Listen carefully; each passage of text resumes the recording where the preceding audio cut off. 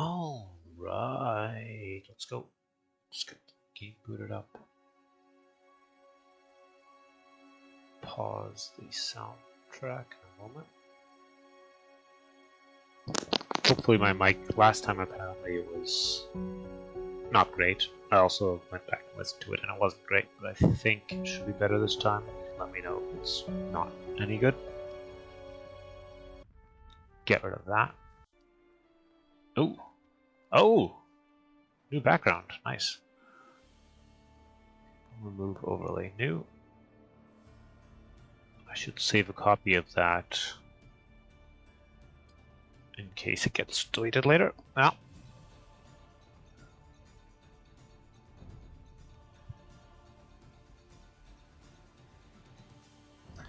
I suppose I can do my intro here. Let's see. I should be louder than the music. So, yeah, I'm going to look at the Garrison maps. We have approximately, or exactly, where is it? Too many tabs open.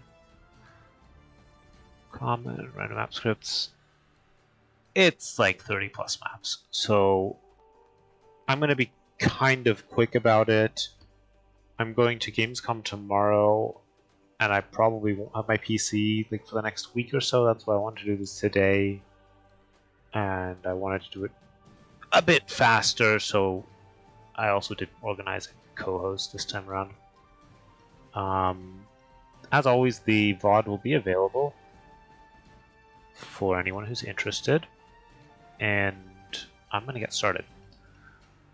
We're going to go through the submissions in the order that they were submitted, starting at the top.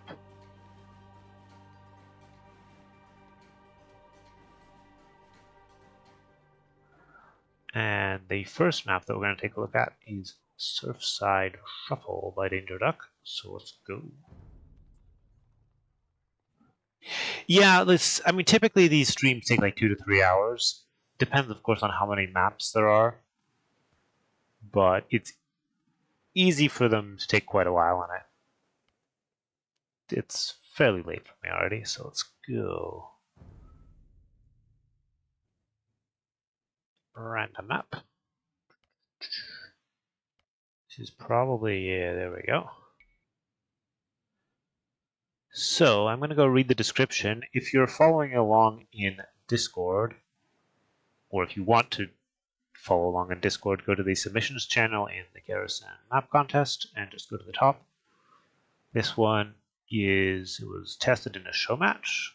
Players can start in one of 4 spots on a hybrid map, which will change the gameplay from water battle to water safety, land battle, or variations of cross spawn. So basically, it depends on where you spawn will affect the gameplay. Extra resources that are available in the non-chosen starting positions, basically, and also in the north and south where you have to chop through the forest, and on these islands. So,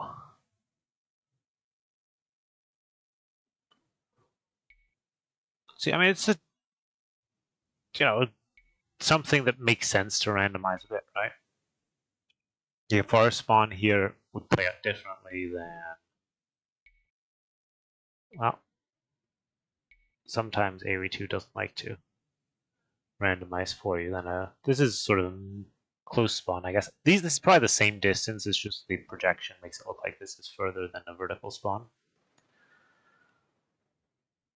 And got some interesting masking here on the water. Overall, I like sort of the 4 locations. Ooh, this is a typical tell here.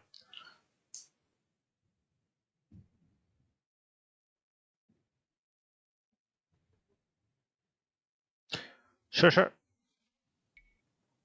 I will, let's see here.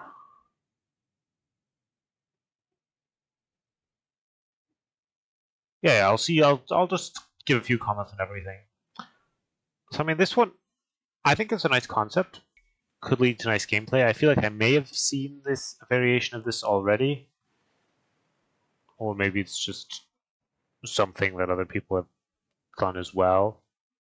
But it looks nice. There is some terrain mixing, which is not always the case on the maps by this author. So I think it looks pretty nice. Got some variants. You can make the shape of the corners more consistent by setting the borders to be negative.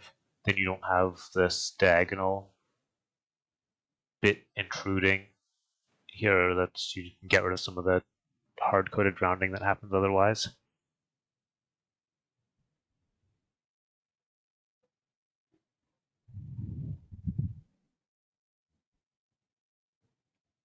So next up, we're going to have another map by Danger Duck. It's called Fiefdom Forest Frenzy, which I definitely have looked at.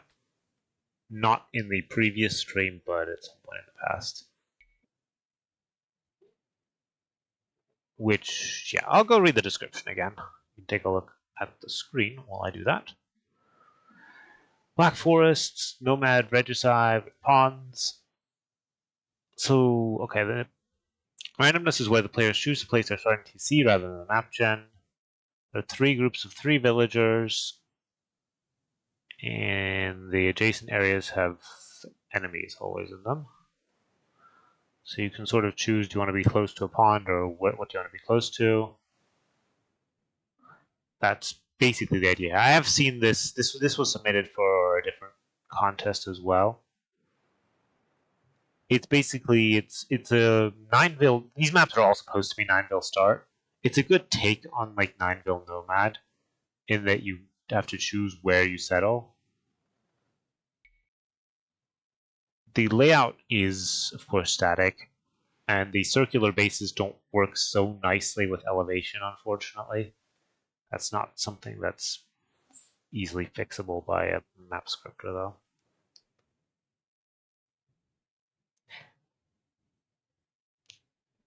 I mean, you probably typically on Nomad players would want to dock, but where you build the TC, the areas are all kind of similar, really.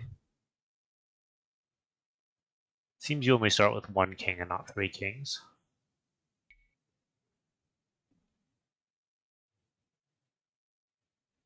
Yeah, if you can't stick around, you've probably already left, but like the VOD will be available, and it will also be available on my YouTube if you can't watch it on Twitch.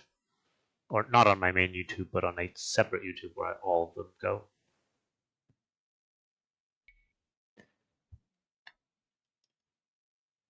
Let's see, I've seen it. It's an interesting take on Nomad.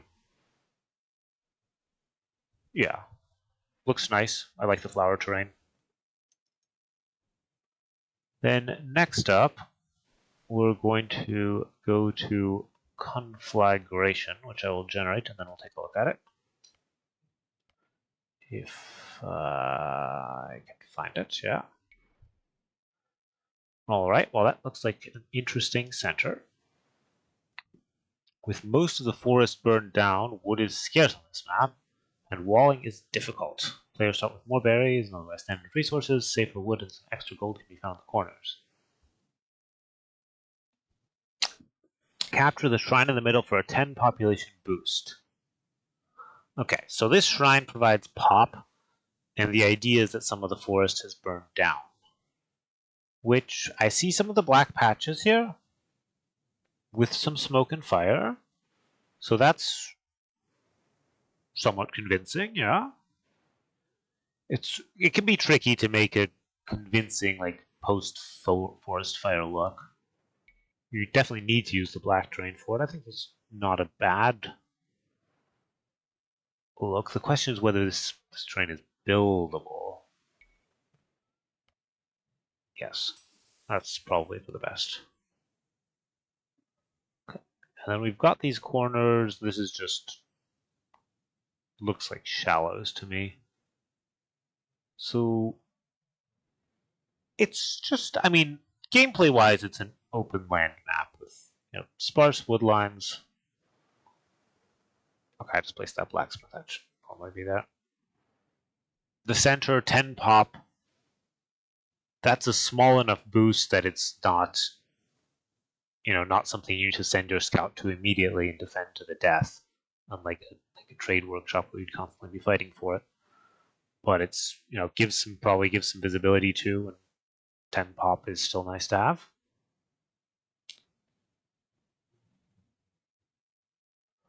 Let's see here. You think it's all land terrain? I'd probably be deceived by the. Yeah, I guess I'm being deceived by the terrain masking that's happening. Fair enough. It also does look like that on the minimap. Yeah, I mean, overall it would play out like a land map, regardless. I think it looks nice. There's no elevation except for the center. So the outside areas can be a bit bland, but I guess you've got the corners to fight for. So that's okay. Well, I think it looks nice. I think I'm going to reboot the editor for the next one because this one is probably, or has possibly upgraded some trees. Let's go.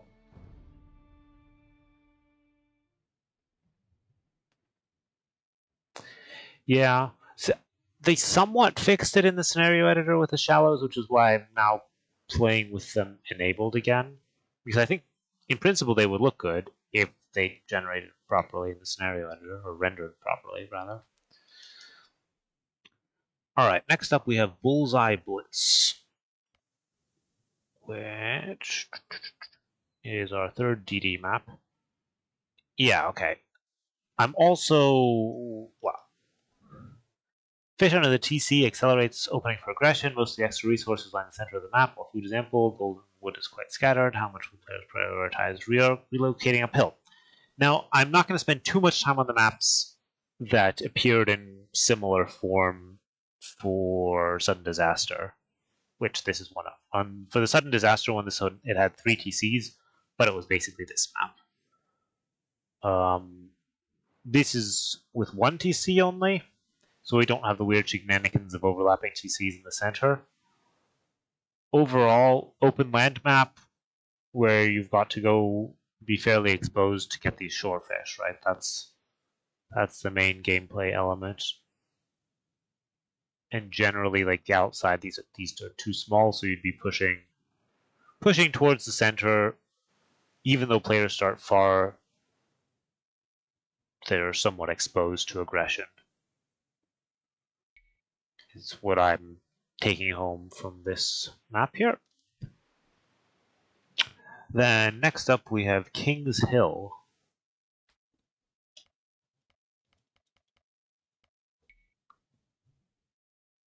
which has some interesting stuff going. So let's go check the description. This already looks nice and unique here. Your king starts atop a fortified motte with limited resources, some stragglers, herdables, and 1 boar. Other resources are found in a small settlement below where the villagers start with a pre-built lumber camp and mining camp. The settlement villagers do not get a settlement. King's hunting grounds in the middle holds extra deer and boar. The map forces regicide. Players start with 100 less wood to compensate for the buildings already given. So I see sort of the villager settlement here with the, with all the starting buildings here, the little sheep pen. I think that's very cute. At this point, you could just make them player controlled if you're going to make the walls player controlled. But I guess it doesn't really matter. Your opponent isn't going to be able to steal them in time. And I also like the look of this hill fort here, with gates placed at the correct locations. The wall, there's a bit of a double wall here, but yeah, getting round walls is always tricky. It looks nice. We also have this like connection generation path with, okay, this is a bit, this path here is a bit, this path object is quite tricky to use, but I like that this path is here. Got one here too. And sort of the middle with forest, we've got the relics in the middle. Okay, I guess the paths are just randomly scattered. It's generated again. I like this. Like, it's a good take on Nineville Start instead of just having all the villagers here to have some somewhere else. And the location, it has gold, and a pre-built lumber camp is nothing to scoff at. So it makes sense to defend it, not just abandon it. While you have, I guess you have berries, you have a bit of gold in here, but not much. And then for stone, you'd have to move out anyway.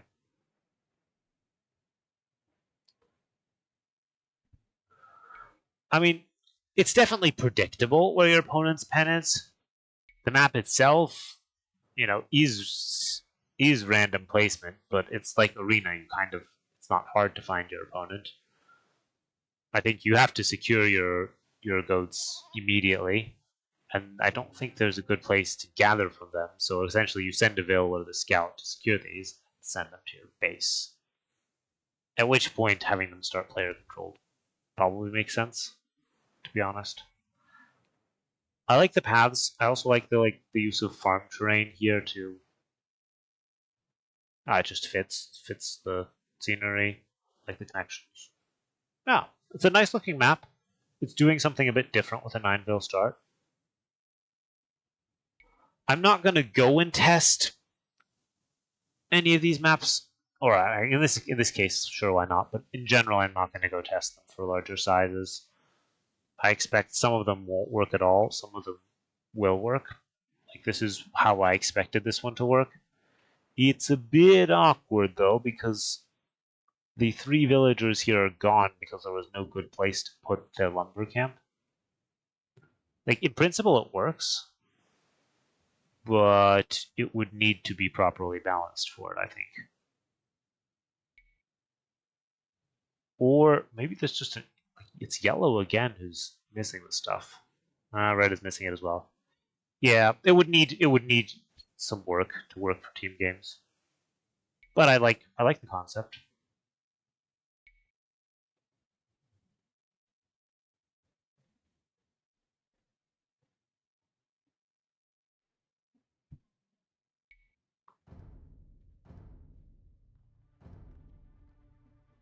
All right. Next up, we have Mirror Awake in all caps. And I don't know if I want to read this AI generated description. I guess I will. I'll skim through it. Yeah. So, Mirror Awake is a competitive 1v1 hybrid. No, I'm not reading this. Players start in. This is just a description of what it is. I'm not. I guess I'll read it. Fine. Open face, choppable frame, naval ring, center. No, I'm not reading an AI generated description, but I will look at the map. I will look at it. Like, it was submitted. And so my stance on it is kind of, it's very impressive that this person is able to use to basically entirely have an AI script and map that is mostly playable. Like that's a big leap forward from what was possible a couple of years ago or what anyone else has done, like messing around with AI. On the other hand, I don't think it's at the point where the maps that are being created are worthy of being submitted to a tournament contest. It's also completely, well, mostly not completely, mostly static. Like there's a bit of sliding around for exactly how far the terrains go, but it's very static. Um, and in terms of gameplay, you kind of need a bigger base. You probably don't want to TC so close to water, and you kind of need a bigger base area to expand. Also, this stuff is super awkward. Like you might be able to path around here, but just the water all in the middle doesn't really work. You probably need connection generation. You don't want your scout potentially trapped. Like,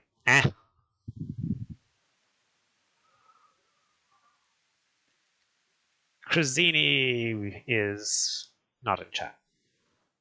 I mean, I can read it, but like it looks like a face, and like there's there's stuff where the eyes are. It kind of does look like a face on the mini map. Like that's an eye. That's an eye. This is kind of a face. You sort of have the hair around the outside, and these are the two ears. But I'm sorry. I like like what is this? This is it's not. It's like you could play on it, but it's not a map you'd want to play on. This is unbuildable terrain, just like randomly scattered about. Now I've had enough of this. Next one. Next one is Speicherstadt, which this one at first glance might actually be better. Same author. Let's go. Oh, I still have the disaster maps in here.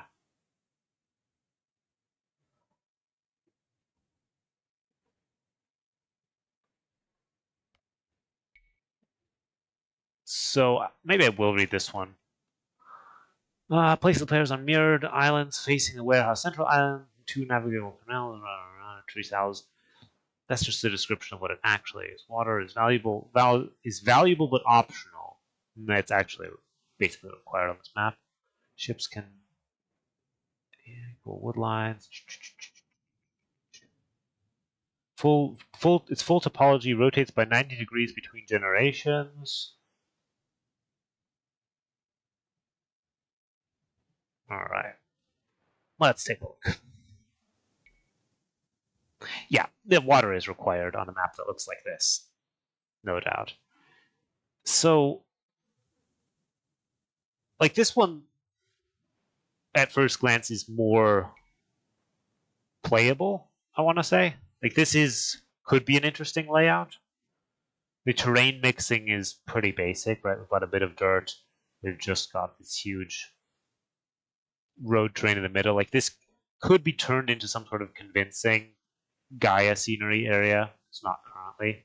Water, of course, is super important, but you have 3 crossings, so that's fair. You just need to make if the central area had more points of interest other than relics, and if there was more going on the outside.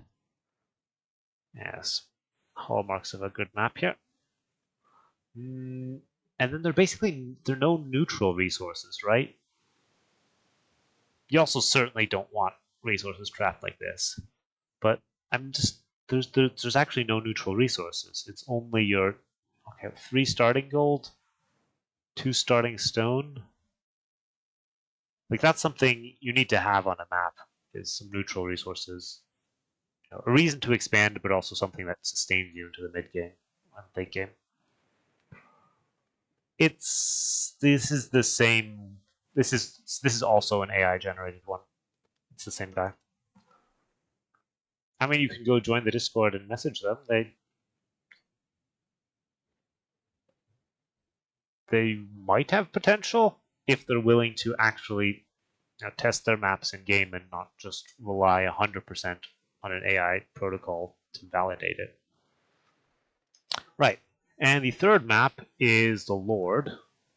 which I'm just going to generate it first, and then we can take a look at the description, not things.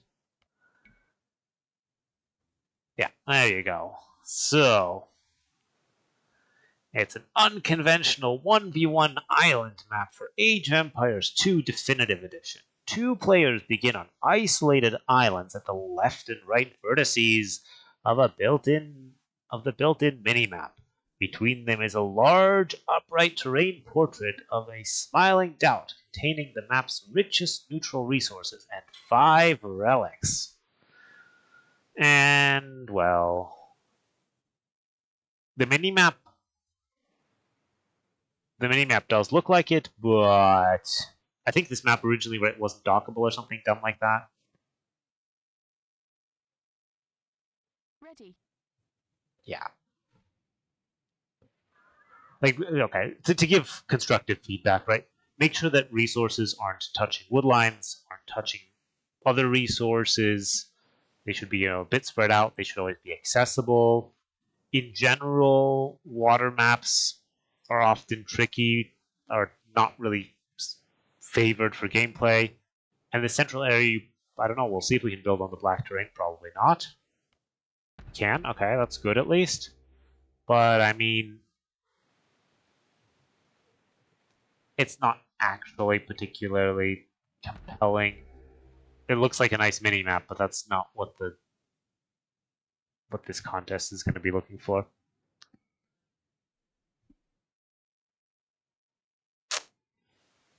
Yeah, let's go on.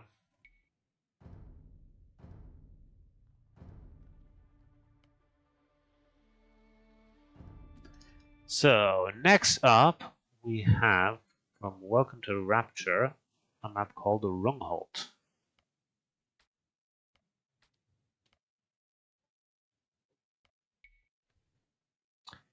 And I will check what it's about. Swampy land, immersion-like, semi-open base, mangrove shallows, ponds for the players to contest. Ponds are buildable except for a few patches of deep water with deep fish. Fish and oysters. Dense middle forest. Yeah, okay. So this, I hope that all this bog terrain is masked. I assume it is, because you can't build on the normal bog terrain normally. Yeah, it looks fine. Good. So, yeah, I like this bamboo and bush mix, or this forest mix. Looks nice. So we have these 3 fake player lands that act as sources of points of interest. You can dock them, but it's all shallow as well. You probably do dock them because you can't. Your TC is capping your villager production until Castle Age, so docking is a good way to increase your economic population. Having 3 neutral lands is good because then one side is closer than the other, but you actually have to scout and see which one it is. Other than that, I think it looks nice. You know, it's a convincing aesthetics. Nothing too fancy going on, but it looks nice. Yeah.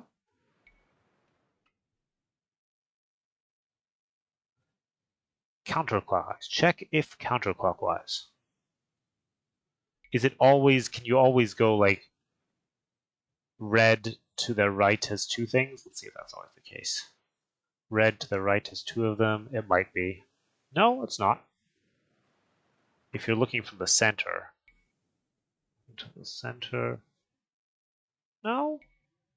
I think it is actually random.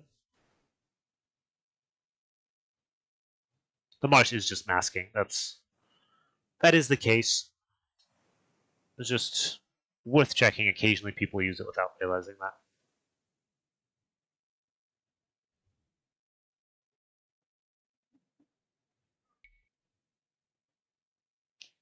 Yeah, looks nice. And it's probably doing some stuff with forest, so we're going to reboot the editor again. I reported the bug where, like when I was testing with Crazini, we had a couple crashes. I think it's all the, like, Gaia effects, modifying the barrels and modifying random stuff was carrying over into single player. I reported that to Forgotten Empires, and it is being tracked now. So hopefully that gets fixed. Because that was happening quite a lot. We also had one where Crucini loaded in like without forests in single player because some map he tested in the scenario editor had upgraded or cleared the forests. A previous map, mind you. All right, next we have QS Immigration, Quick Start Immigration. So, Q V2. Was it re-uploaded? I'm gonna generate V1 and then let's take a look at V2. I think it was, I just downloaded everything without, yeah, okay, we'll V2. Yeah, makes sense. So, players start super close together. Do I scroll? I scroll down too far. Let's see. There's a long description, but what's important? Boars and herdables never spawn in the front and always within vision of the player in town center. That's probably important given how close they start. I'd be happy to make changes. Yeah, okay, that's fine. There are a couple of random variables.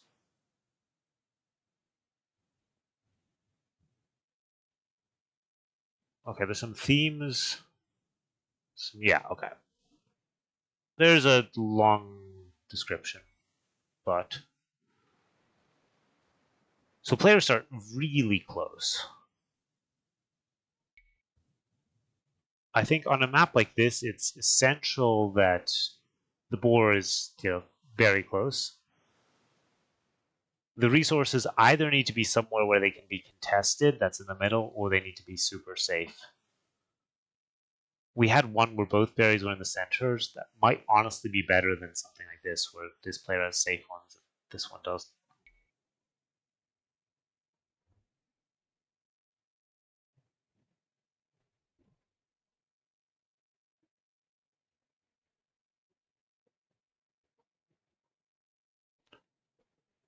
And I think they're probably just using the DE's theme pool here, although I'm not 100% sure. It looks nice. I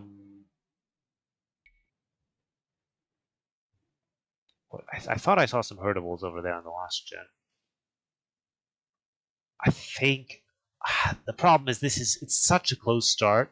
You have to be super careful balancing it. Like something like this, I guarantee you players will complain about this as soon as they see that in that position. That's a better position for the relic.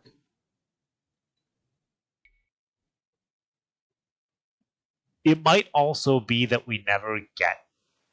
I guess there's no gold on the central island, but and no stone, so you do kind of have to go get other resources.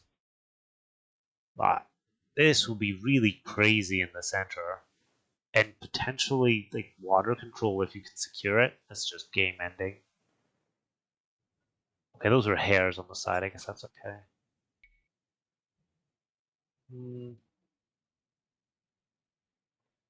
I don't know. It's very close. I think it probably needs like the berry positions need to be balanced as well.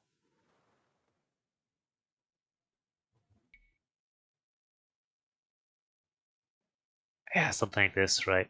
You actually can't have that in a competitive map. The outside is fine. There's lots of stuff there.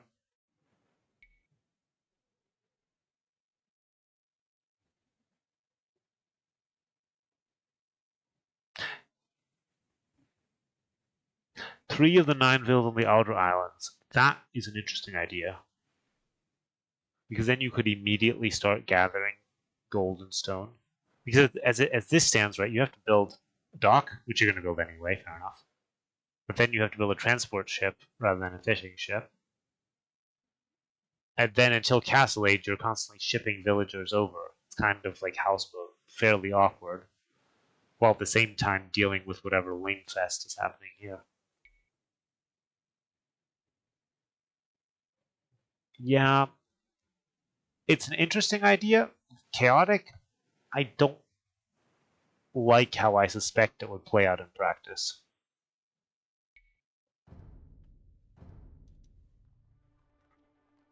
All right, next up we have one called Vent, which looks like a Venn diagram, and you will see shortly.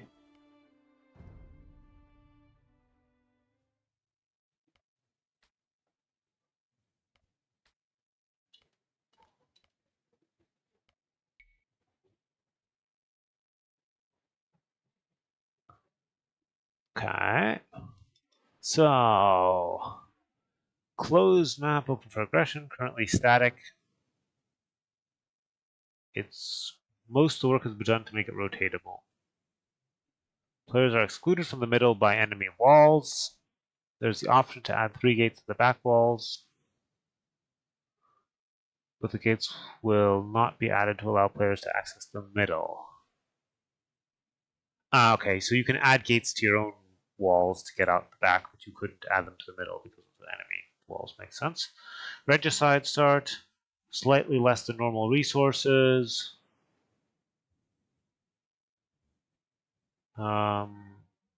Reeds at 50 wood and normal trees at 100 wood. Right, so. These are reeds, but they're not showing up as reeds on the mini-map. Could have just used one of the reed forest terrains instead of using objects. Then they would show up in the scenario editor. There's no need to use object trees here. Yes. So, especially since these are reed forests, like make these reed forests as well. Having the enemy walls instead of your own walls is an interesting idea. Sort of like there was one at some point, like an arena where you're in the enemy arena walls. Reeds, these are not reed shallows though. These are like reeds on something that's not shallows. These are reeds on some sort of forest leaf blend terrain.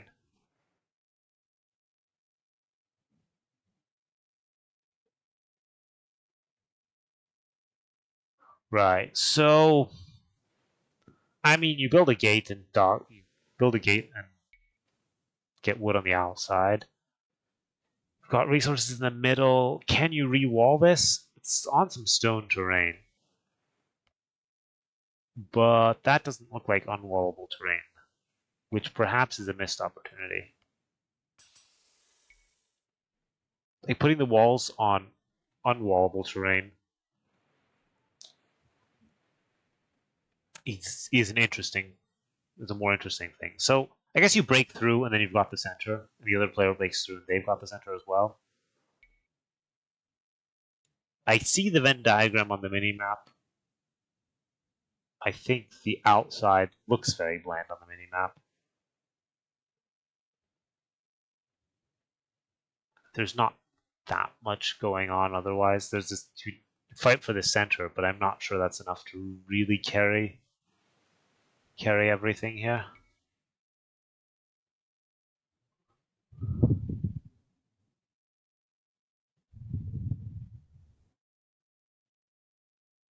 You probably placed on the train, but well, there was a dead fish trap I saw under one of them, so there's probably some actor areas as well happening.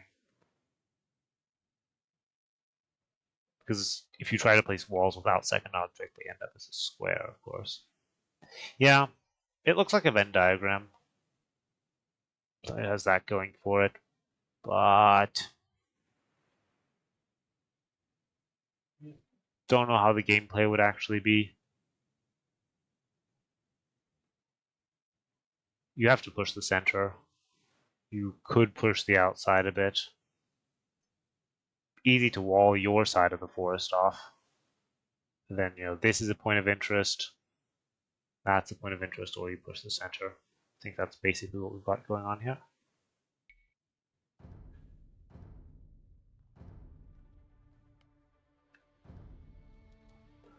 All right, bullseyes.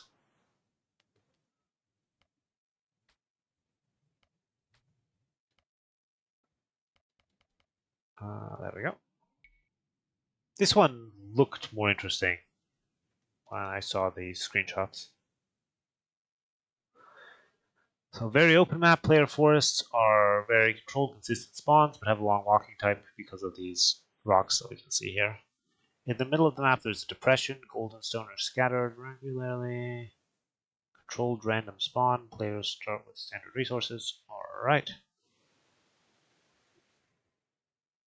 So, these flags will turn into villagers. I like this idea. Like, this is an interesting one. You've got close wood lines, but you have to go around the outside. Here the players are starting super close to each other, though. That's a bit awkward. Yeah. The other interesting thing is that you can't easily wall the wood, right? Like that's the unwallable rock terrain. I like this idea of having like you can wall your base easily, but the wood is outside. So you then have to small wall the wood as well in a kind of exposed position. I really like that. That's a cool idea. Could tower rush it. This is true. It could also be awkward with the villagers where they try to path around and then get stuck on the rocks if they're trying to get to the other side. I don't know how well that works in practice, but the idea is cool.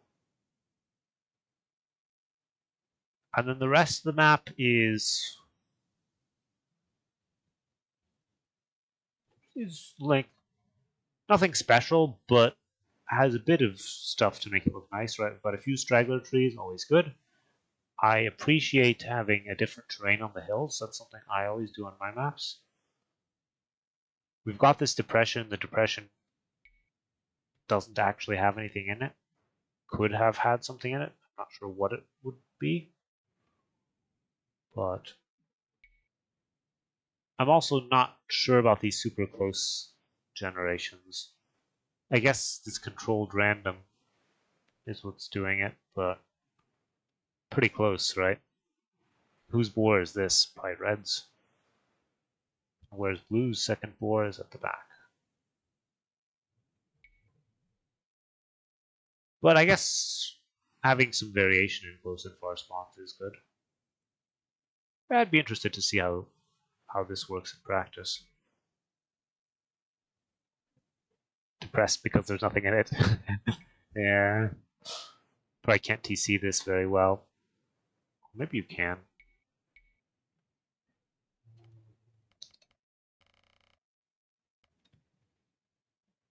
Nope. And the important thing is, I suppose, that it's consistently not TCable. So you don't want some players to be able to TC it sometimes, but seems to be fine. Yeah, I think these forests are interesting. And the rest of the map isn't special, but looks okay.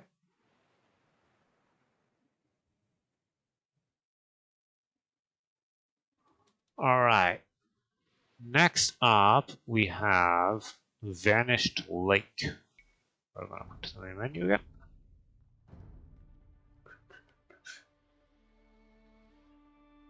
And yeah, just to reiterate, if you're following along, I'm going from top to bottom in the order they were submitted.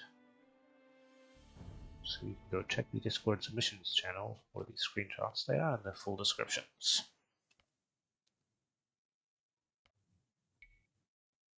Alright, well, I'm seeing some interesting and nice looking trees here. So, Dried Lake. Players start elevated circular plateaus surrounded by forest. The bases are semi-enclosed. In the middle, they're protected by rocks, but the rest of the forest is not very dense, making it a key spot as a potential opening. Bases have 4 towers. They have a king, I guess, that can hide in there. I think they mentioned in the contest, like it was pretty open. They didn't really give a theme. They mentioned something about like regicide, how they had fun with regicide at the last event, which is why a lot of people seem to have said, "Oh yes, that's something to latch on to. Let's have a regicide map." Which is fair enough.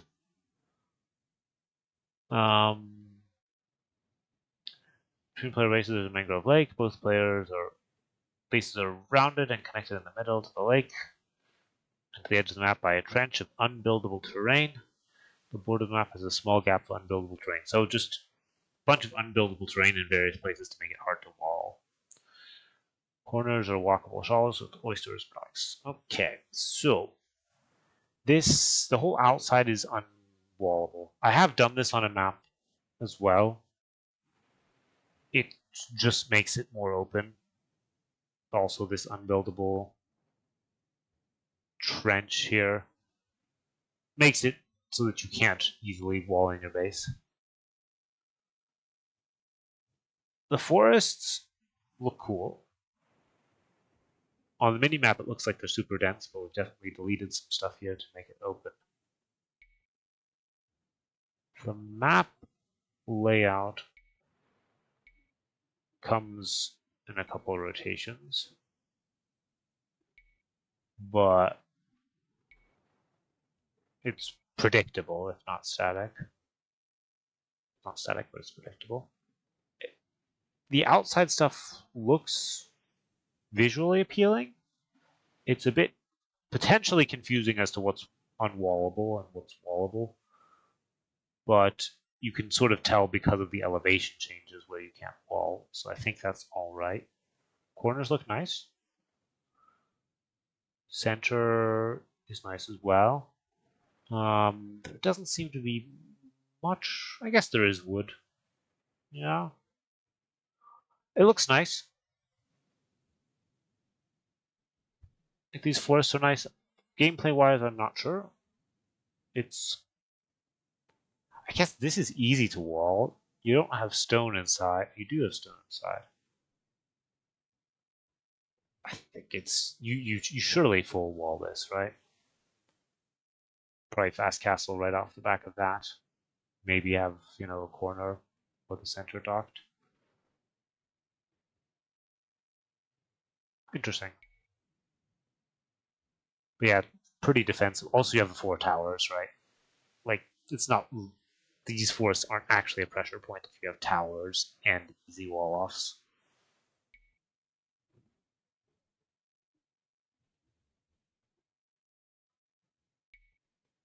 So I think that's one thing to consider is how to make this map offer more variety in gameplay. Like maybe there's no gold in your base, or there's not enough food to get to Castle Age inside, and you have to go outside to get food. Like there are a bunch of shorefish outside, so maybe axe the berries or something like that. Something to encourage players to have to buildings or villagers or units outside of their base instead of just playing super defensive with the towers. Or just remove the towers. That would be an option too, I would say. All right. Next up, we have, okay, that's the newer version of Emigration. Quick tip as well, if you're submitting maps to a contest like this, do your message, type up your message, submit your screenshots, and then make a second post and attach your map script to that. That way, if you edit the map script, you can delete just the map script and upload it again without having to redo your whole post. Just a meta advice there. Lago de Tota, which I believe we saw recently.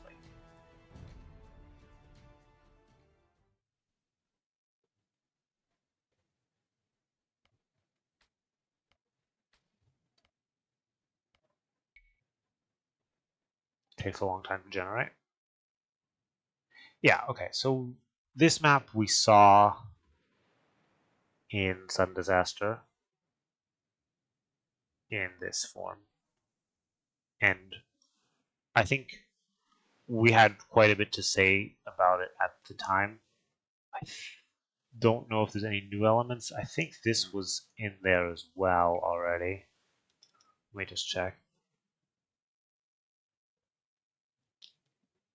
Yeah, I think this is basically the map that we saw there. Now, there's nothing wrong with submitting maps that you submitted previously. I did the same thing. I feel like it's further on the outside potentially here, but looks fun. Looks similar to what we already saw. I think it's very interesting. Might be too Gaia heavy, right? Might be too Gaia heavy for the judges, but now lots of use of round walls. Seen several entries with that. Nice looking map. I mean, this one just might not work with more than 2 players. Probably breaks. Just have some fun.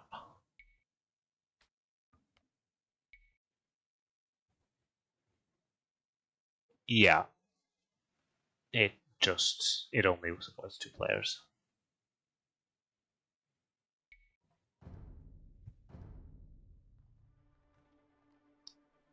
So the Gaia units defend themselves. There's various Amazon themed units. They just make expanding to that area more difficult. There's also some canoes defending the lake as well. Like, I'm sorry, I'm not gonna. I could look at it all. There's quite a lot going on the map, but I did look at it 2 weeks ago already, so I'm not gonna spend too much time on doing that. Next up, we have our first Hamburg map. Hamburg map. So let's go.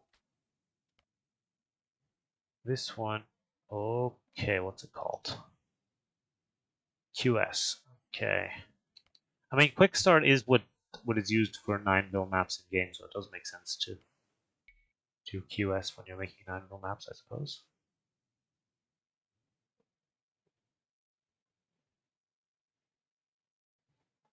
So, yeah, I remember looking at this one. So, we've got the sort of the same Hamburg. We had like the triple shallows actually on the AI map as well. This is a much more a nicer implementation of the same location, basically. Makes sense, of course, to base it on the locale. This map isn't going to work for more than 2 players. So, description: devastating Viking raid, lies in ruins. I like the fact that they submitted a mini map or a lobby icon, basically, for it. 6 relics, split between the monastery and the castle. Summer and winter variants. Reskinned wolves as berserkers. Okay. That's what you were talking about a moment ago in chat, I saw. 2 deer and patches of 7. Reeds with 100 wood. Probably, yeah, okay. The berserkers wolves. That means they're going to chase players, right, rather than being defensive. Which, if they're reskinned wolves, it might be okay. So we basically have a ruined area here, and then we have a ruined area here. Got some water to fight for. We have very nice visuals. Nice use of terrains. The water here is still going to be important because it has a lot of fish, but not as essential as if we were separating the 2 players. I guess that they're going to be using the walking animation. It depends on which animation you set it to use. We could take a look. I could take a peek in game to see what they do. And maybe I'll go do that in a moment. Yeah, it looks very nice visually. This is a bit cluttered with all of these rubble pieces, but they might be temporary and that they'll leave after a few minutes. I don't know if that's the case. Would probably make sense to use temporary ones just so that it clears up a bit by the time the players actually want to go there. The map layout is of course completely static. That's something I personally would mark against a map that's completely static. Like, it'll lead to interesting gameplay, but at some point there's a risk that the map is basically solved and the games all play out similarly. Like, the only variation is really where the wood lines are placed, the exact positions of the resources. Let's take a look in game though at this berserker.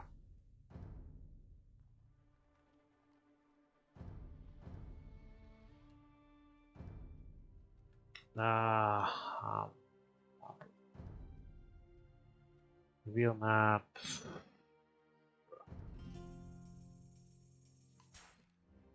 Don't crash. Do not crash on me. Wolves do not attack scouts. So let's send in a scout first to the other side, mind you.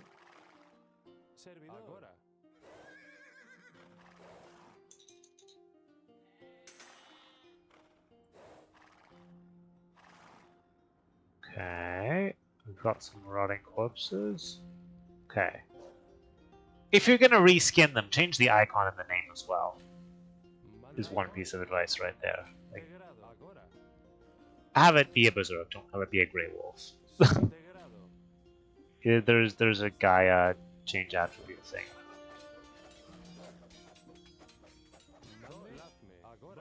They just run quickly. Like, it works. It works. I don't mind having aggressive Gaia units like this, but change the icon and name if you're gonna do that. That will be my only feedback there. Other than that, it works well. Like, that's a cool trick to use. No, I'm not good at quick rolling. Oh, you want me to? I guess I could do that. I could take control of it and make it sprint.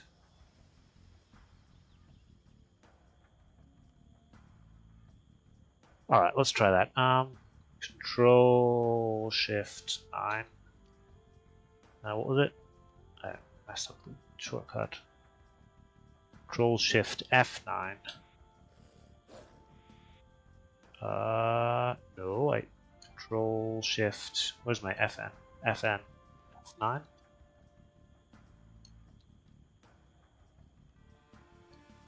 Aha, did it. But I turned off my keyboard lighting.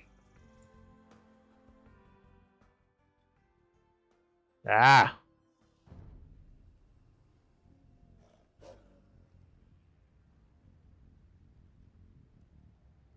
It turns into a wolf. Come on, replace the running graphics with something else.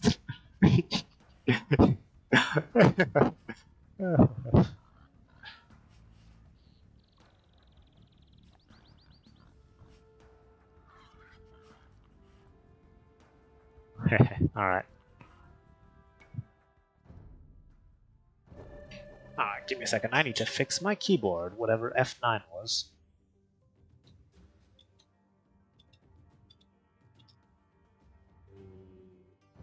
Go away.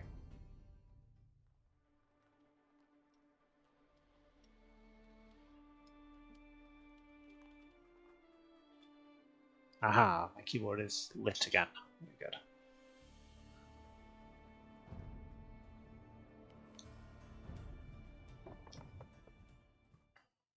No worries, no worries. I did know that that existed, I just didn't know what the shortcut was. That's not what I wanted to load. I didn't know exactly what the shortcut was, but I did know you could take control of Gaia. There's also a cheat code for it, isn't there? Like, no, that's a cheat code that changes all the birds or something like that. Anyway, let's continue. Right, okay, the maps I submitted. I will go through those quickly, because I'm not going to comment too much on my own maps.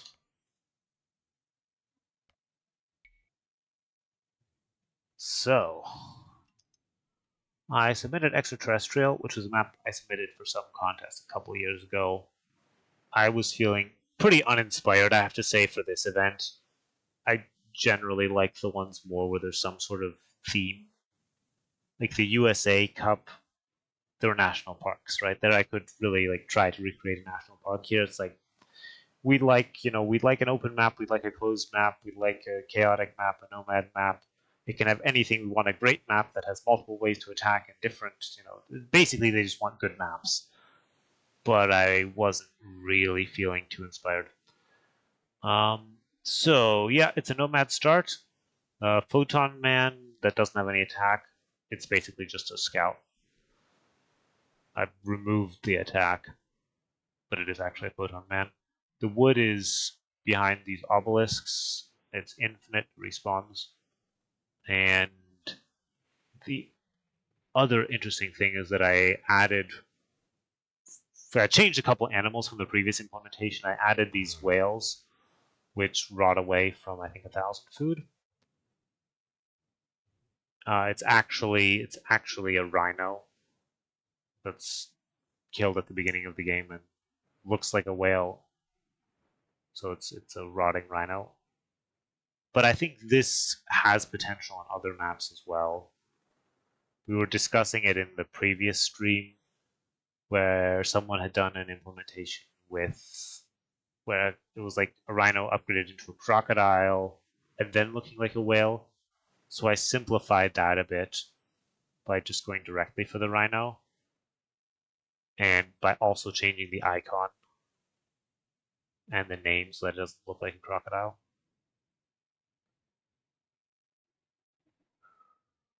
You did know about this map, by the way.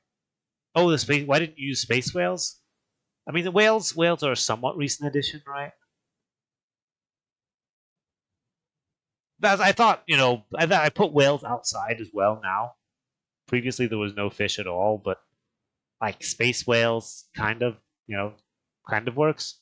And then I changed the animals out to have some hares, chickens, something that zebras, things that fit well with the terrain here. The tapir is gray as well.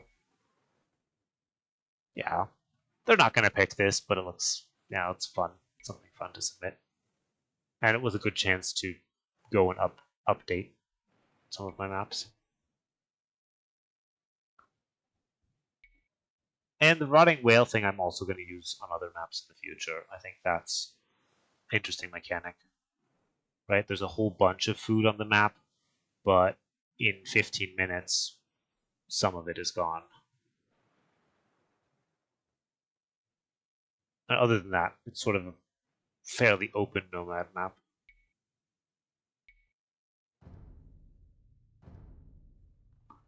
You don't have to kill the whales, they just start rotting immediately.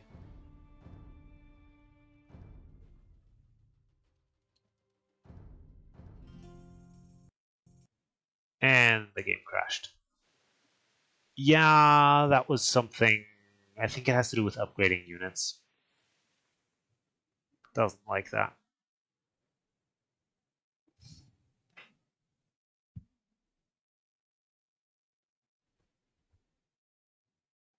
Yeah, exactly.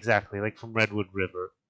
I looked at how it was done there, and then I used that to sort of come up with a good way to do it for my purposes.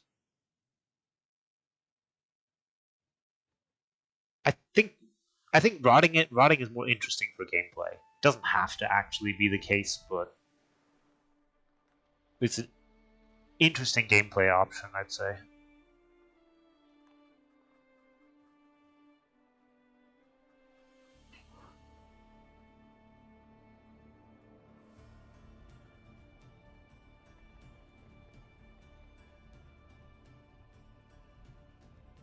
So next up, we're not gonna go test. Actually, maybe we can test it in single player now that we rebooted before going to the scenario editor. That should be safe.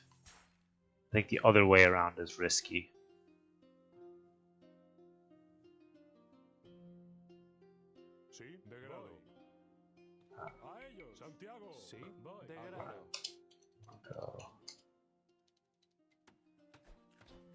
Yeah, basically I changed the icon as well, and the name. I think that's, if you're going to change units, I think that's the better way to do it. And then they're sort of rotting away.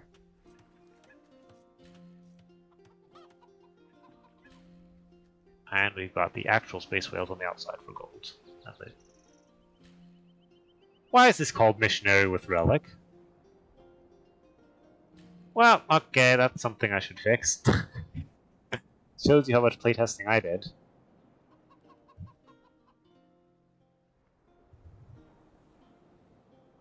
The Photon Men can't attack either because I gave it 0 range and no attack.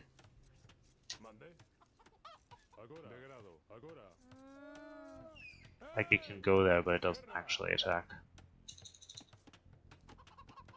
They changed how the Gaia strings work. It used to be that you had to add, like... You shouldn't be able to attack. Something's going weird again with the Gaia effects. Okay, maybe it's not my fault that this is called Missionary with Relic. I tested this before. I think something weird is still going on with the Gaia effects. Anyway, let's continue. They did change the strings as well. It used to be you had to add like 20,000 or something to the desired string that you wanted. And then they got rid of that, so anything that used the previous thing had to change it.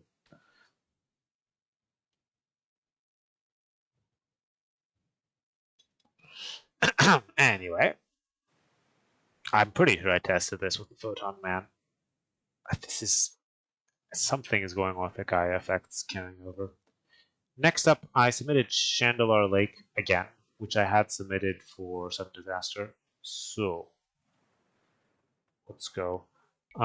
Difference here is I submitted it with all 3 seasonal variations, where for Sudden Disaster I only submitted the winter version because they didn't want feudal water play.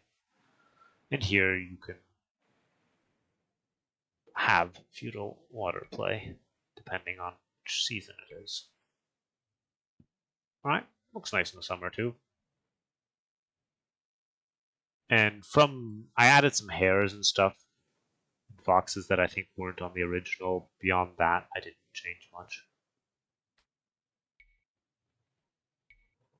So we're also not going to spend too much time looking at this. And then, because I was feeling particularly uninspired, I also resubmitted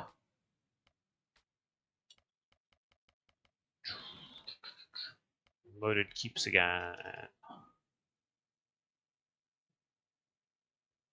with an 9-vil start, but otherwise looking the same as the version that we looked at 2 weeks ago.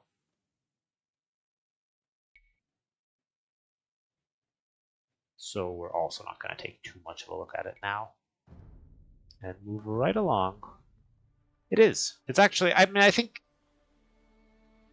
it's a nice map. I hope, I do hope that they pick some of my maps, of course. They have a lot of nice submissions to choose from. I think 35, I want to say. My folder has 38 items in it, of which 2 of them are not maps. One of them is a duplicate. So I think we have like 35 submissions, yeah.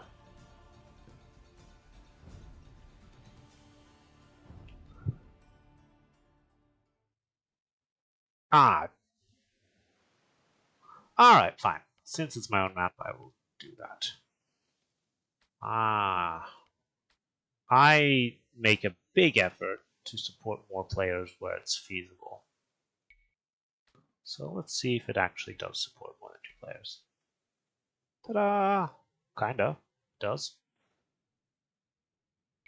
If they're on teams, it will put them in team positions. So it technically does. Empire Wars, I don't put on my maps. Like, I could. It's a lot of work. So, unless an event specifically needs Empire Wars, I don't do it. And I don't think many people play Empire Wars outside of tournament settings.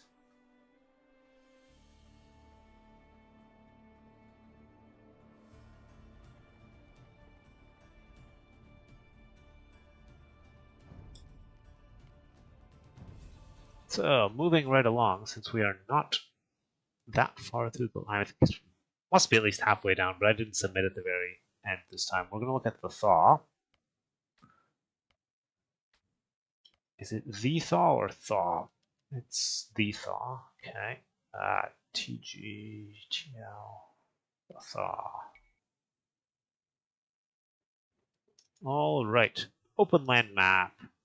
2 wood lines close to the TC, and 1 tile and 7 one-tile ponds of shorefish. Everything else is far away. Yeah, basically the map is what it looks like. So let's look at the map. And it's a winter map. We have some decoration on the outside. We do have the 7 shorefish ponds. And we have the 2 wood lines. So this is the trick for placing player wood lines. It's the same trick that's being used here to place player ponds. I don't know that using the road terrain is visually the nicest choice here. Snow maps are always a bit tricky to do visually, though, so I won't be too harsh.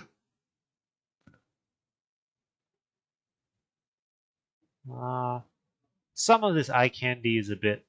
It's just various pieces. Like some of it's ruins, some of it's broken parts. It's a bit random.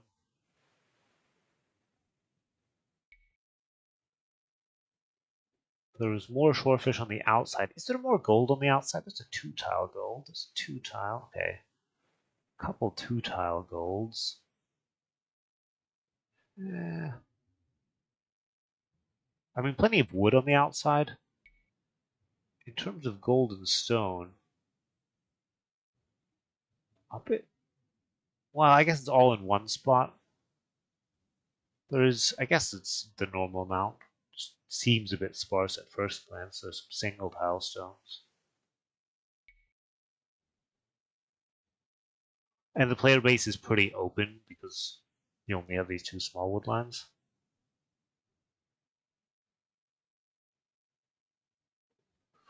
Yeah, player force. It's a good idea to have them. Yeah, could look a bit nicer. Maybe a different choice of terrains here, and maybe sticking to a certain theme of ruins rather than just any ruin that exists in the scenario editor. Nothing too special. Some, lots of forest on the outside. Yeah. Then next up we have Lost City. Lost City, 9 bills. Looks good. Alrighty. I'm seeing some villagers starting real close. That's better. Probably best if they don't start too close to each other. Alright, Lost City. Closed nomad map where the players start near 5 abandoned Gaia unconvertible stone-walled cities. The walls are explored for all players at the start of the game, helping players know where the bases are. In each base there are 2 tapirs. Yeah, okay.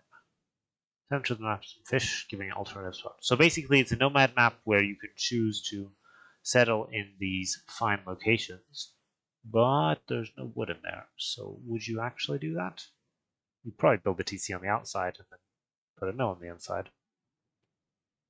I like the berries surrounding this fountain here. It's a nice touch. And like the Lost City theme, I think, is convincingly implemented. 3 villagers, 1-1-1, 2-2, 2-2-3. Interesting scattering of villagers doing 3. This is also 3. Might be best to group them together a bit more.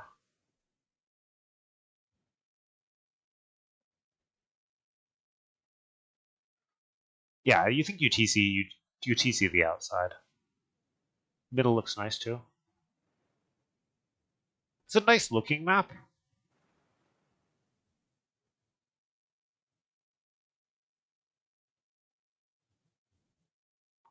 I don't think you actually TC in them.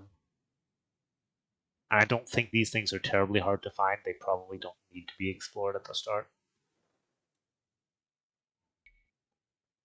But looks nice.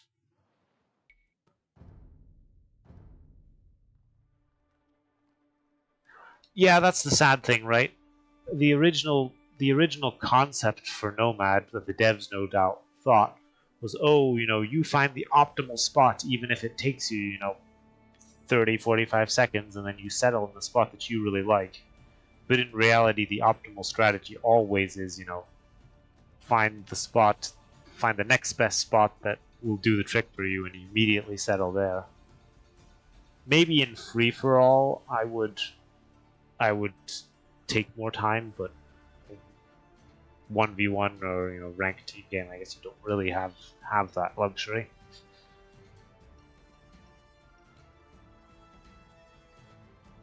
Unfortunately. Can you wall into the cities? I think you can. I didn't see any unwallable terrain other than where the Gaia walls themselves are. And there was also no mention of it being unwallable.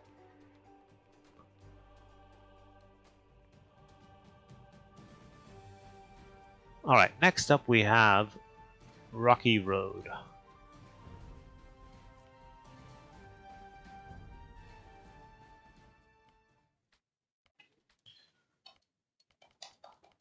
Or Rocky Road. What? Players start on a rocky road in the circle map. The road cannot be built on and makes farms a bit awkward to place. Keeps players from blowing their bases completely. Let's see how big this cannot build radius is. Pretty big. That's pretty awkward. Yep, pretty awkward. Alright, we need palisade walls for this task.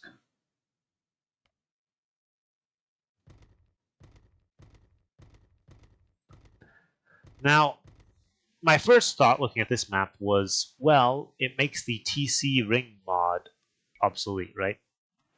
You're not going to run into your opponent. You shouldn't run into your opponent's TC, and you shouldn't need a mod to find it because it's on a ring.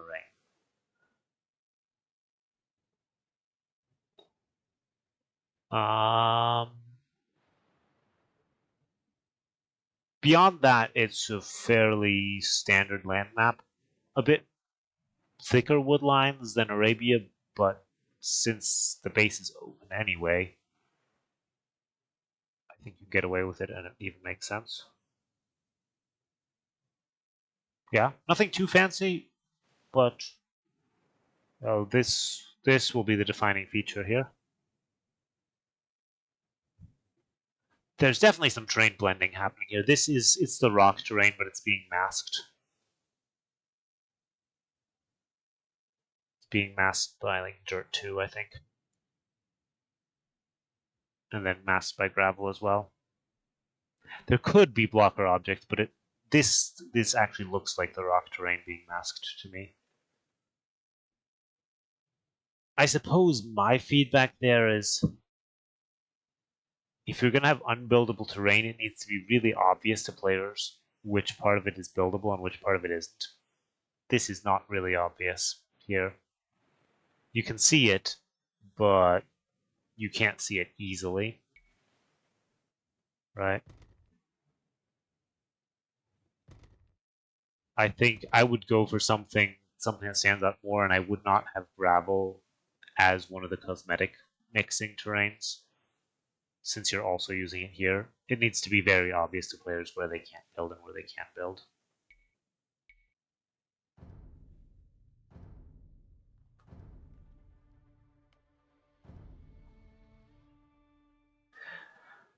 I think it's refreshing to have pawns that aren't like super standard. Other people will mind that, but I don't mind having like some low value pawns that are somewhat random.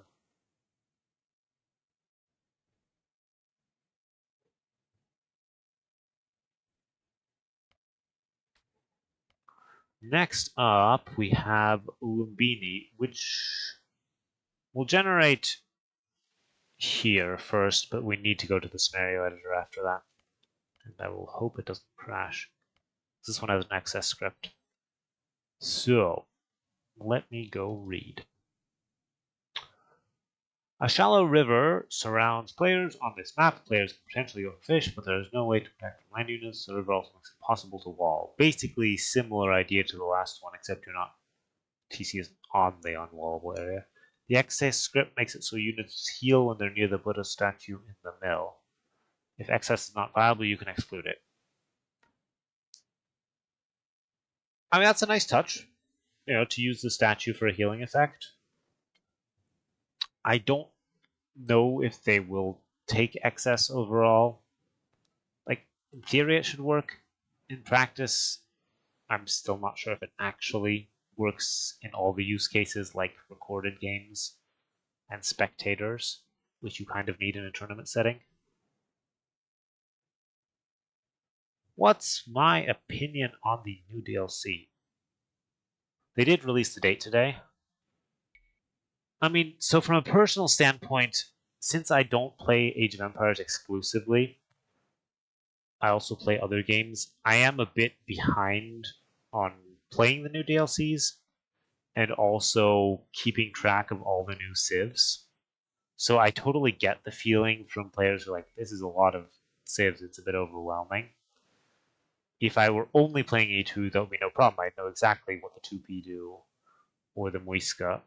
I know the 2P have Blackwood Archers, but I don't I don't for it used to be that I would know everything about all the civs. It's getting to the point where it's a bit much.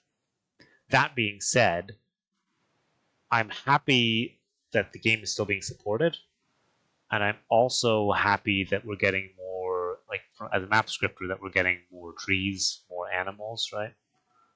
I do think they should continue making DLCs.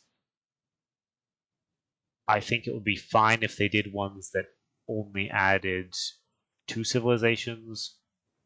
I think it would also be fine if they took another stab at campaign only DLCs. I know Victors and Vanquished wasn't so well received, but I personally think that's a good model to go for.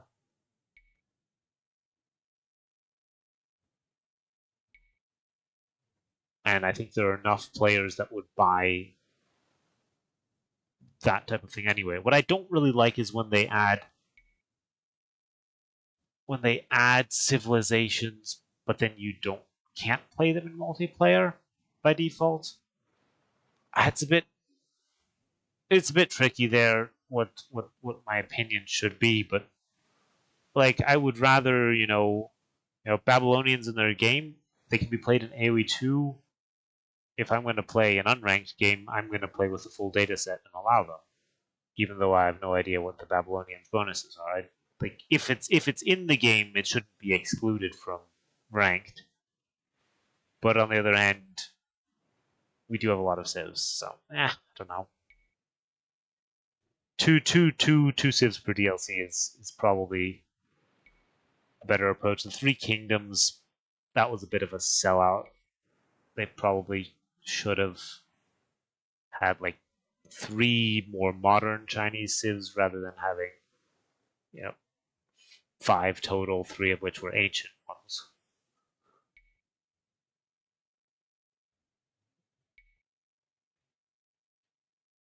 So the central shrine heals units if you have the associated excess script active. And then we have some terrain stuff here. This is surely unwallable. I think I've seen this map or similar versions by the Mad Catter. Or I've seen maps that do this, at least. I think it looks nice. The center has these single elevation steps. That's pretty awkward in terms of placing another TC. You basically can't unless you find a good flat spot. so you have to TC the outside. So it would end up being fairly open because you can't wall across here, you can't wall this, you can't TC anything else in the center, so you kind of move to the outside. But yeah, another open land map, and this is nice and thematic. No, I've never played Dynasty Warriors. I've heard of it, but only from other people. Yeah, it is very late, and I'm not through all these maps, so we're going to keep going. Although, let's see, kind of getting to the end. Feel free to come back and watch the VOD or something. Let's keep going. Too many maps. 30 is a lot. Well, that's more than I expected. It also doesn't send the right signal for them offering such a low prize pool. We should have boycotted it, to be honest. But no, everyone wants to have their map seen, and I submitted maps as well. Plus, we can't let an AI scripted map win. Oh boy. Someone is relying heavily on actor areas and second objects. Let's read. Ubari. Players start on a semi-enclosed circle of trees. They can choose to go forward to gather food in the middle or stay back to defend, or may be harassed if the opponent gains presence on the outside. Extra gold in the desert on the outside. So, the wood is clearly not a traditional forest. And the map is basically what it looks like. I think just because, yeah, I'm going to load this one in single player and hope that the game doesn't crash on me. It was called Ubari, just so we can actually see what it looks like.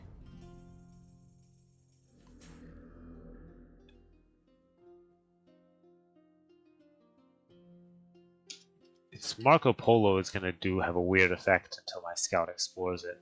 Oh no, it's fine. Okay. Nice looking center. This ring of trees is interesting. Too bad it doesn't look good in the scenario editor. I wish the scenario editor were always representative of what it looks like in game. And I hope that they can make changes to that effect. It's a nice looking desert map. Nothing fancy, but thematically works very well. With this dry riverbed leading to a watering hole with the woodline. Here, outside has some gold, but yeah, I mean, you just wall your little base and don't do too much with the outside unless you go and try to harass in the late game from the back of the woods on. Extra TC is difficult indeed. Not impossible, but you have to hunt around a bit, especially because you want the TC on the wood line. You've got slopes in various places along your wood line, which, yeah, that does make it awkward.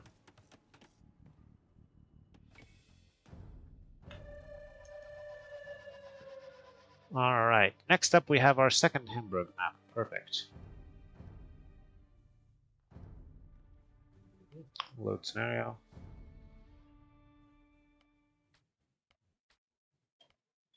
Hamburger, that's not what we're looking for. SH Hamburger.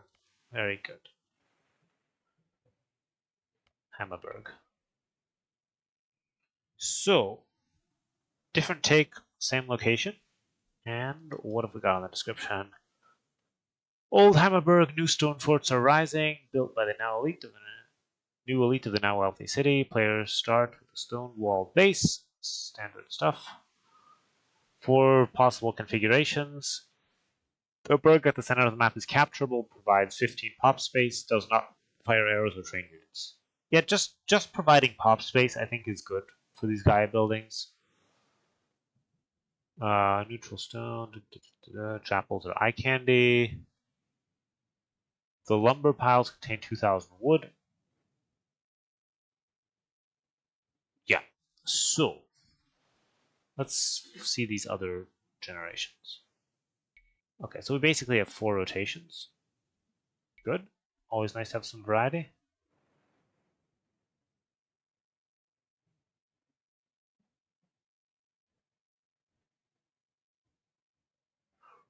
Right, what does this go? This was not made. So the different.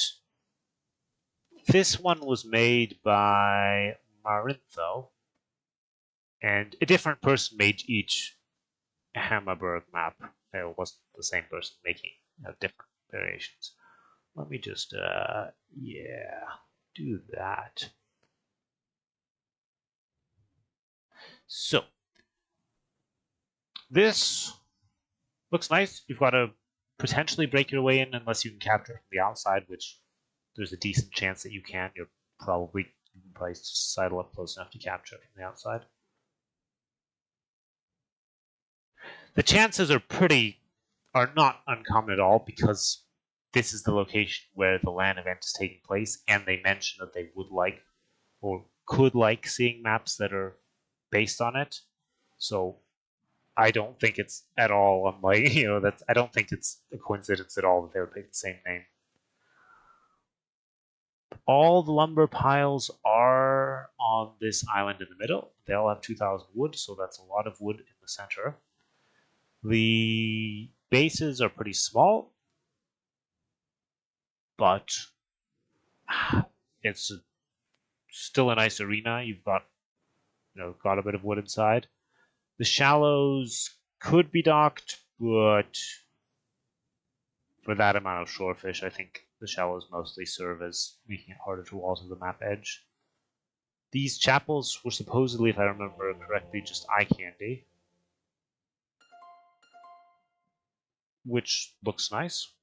We've got this little graveyard type thing. Someone definitely put some work into the visuals here. Yeah, outside has some gold.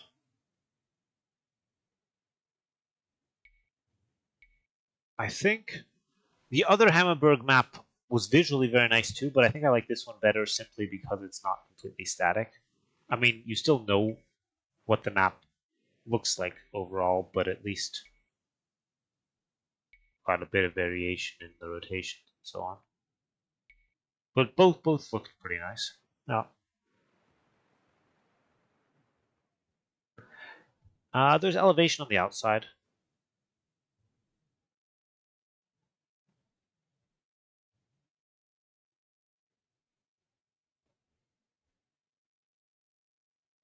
Yeah, these have 2,000 wood according to the description. And I think, what do you actually fight for? Wood control? Like, you don't fight for the 15 pop space. You probably fight for the gold on the outside, and then you just push your opponent's base. That's probably the actual play, is the castle drop. Since you're always pretty close, right? You just have a castle drop in war in the bases. That's, I think, what it is.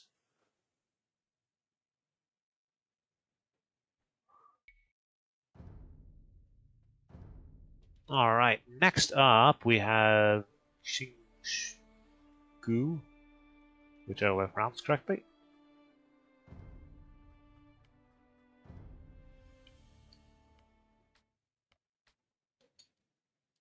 And it's SH again. Okay.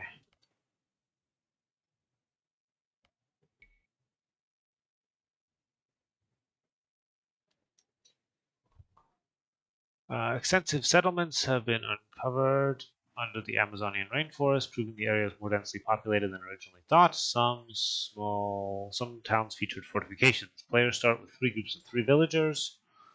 One starts at a TC, second one at a mill, and the final one starts in a walled base next to the TC.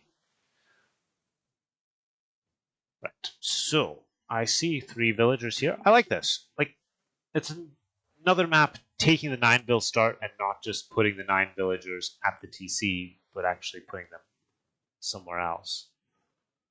This is a settlement, though it's not a TC, which I'm wondering about because there's no mention of the fact that it's a settlement. So unless it's an effect carrying over from you restarting the editor, players can potentially build another TC. Might have to check that. Oh, no, there's a TC. Never mind, scratch that. There was a TC hidden in the wilderness. All good. So it's a triple base start, but TC is the unwalled area. The walled area has stone and hunt. And then the area furthest? No. The TC. So here the walled area is in the middle. Is the walled area always in the middle? Yes. No. No. Here this. Okay, so there's some variety in the variation in the order of these three bases. And sometimes you can be pretty close to your opponent. I think maybe there's like one more fake player land here and one here. Right, fake one here, fake one here. Okay, that's interesting because sometimes you start super close to your opponent. Now I'm getting it always.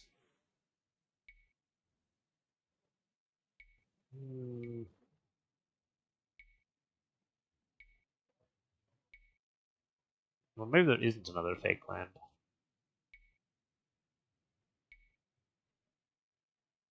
It's doing some interesting stuff. Right, we've got a river system going through the whole map. That's already like a nice use of terrain spacing. We've got different places where villagers start, which is always interesting. So players will definitely have to think about what they want to do with this map. You also have sort of this more dense forest area. And then you have this sort of sparser area where the TC is actually located. You've got gold in the center. Like, there are a lot of things happening.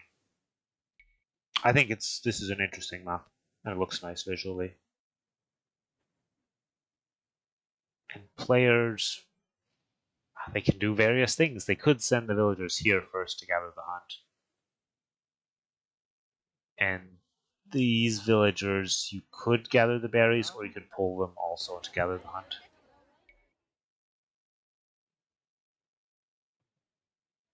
This is a cool map. Now, sometimes you start very close to your opponent's wall base. That's an interesting thing, right? This is almost close enough that these capybaras, I think they're this players, right? Yeah. Might want to have them a tad closer. This stuff a tad closer to the player they belong to, so that they don't get stolen by the player they don't belong to. But looks nice.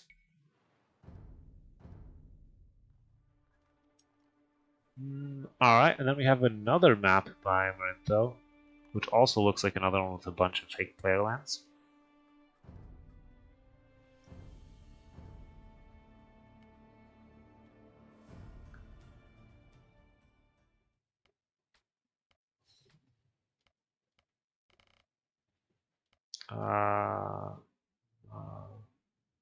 What T this is called?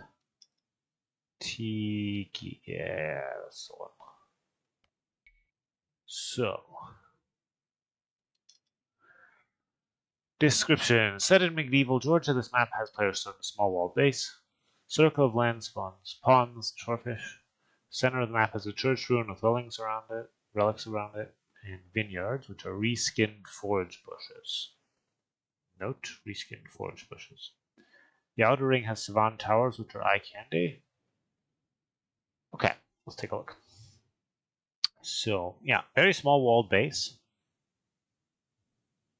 Vineyards as reskinned forage bushes. I like the idea. I guess you can see some grapes. Visually, maybe don't have bushes close to them.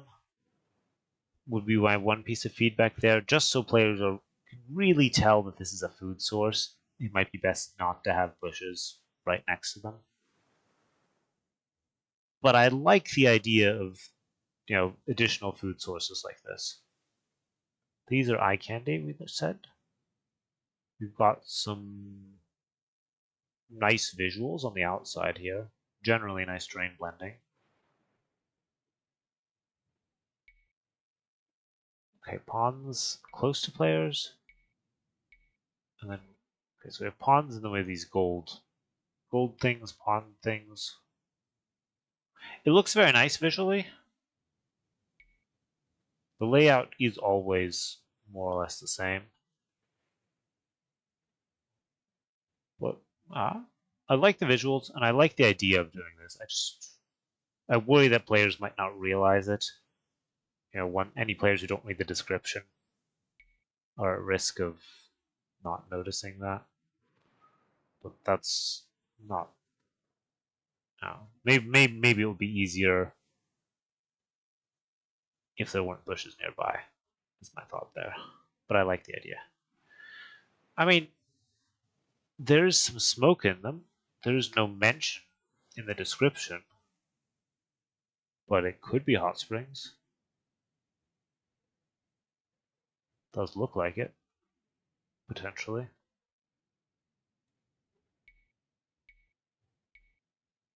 Yeah, the map layout is a bit predictable. If you have this many player lands and the spacing of the players is always very consistent. Oh, looks nice. Oh, I remember Cruzinho was giving every map, like he was being like, oh, this is 12 Savant towers out of 25.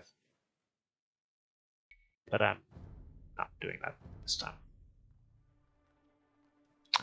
Alright, next up we have Shang-Chi, which we saw in the previous stream.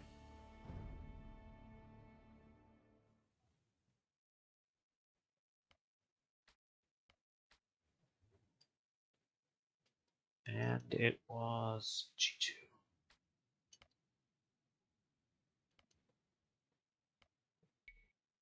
I feel like we have slightly more Chinese creators submitting to contests recently than have been doing that in the past.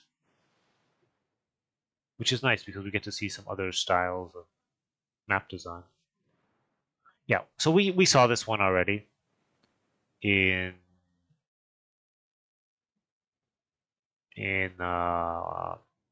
Sudden Disaster. I think my comments there hold, right? Nice looking map. I question the need to use objects here for the forests.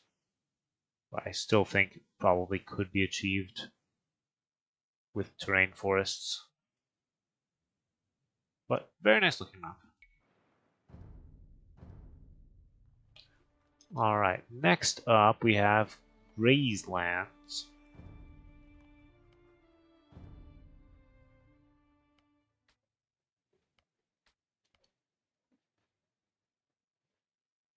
Not grasslands.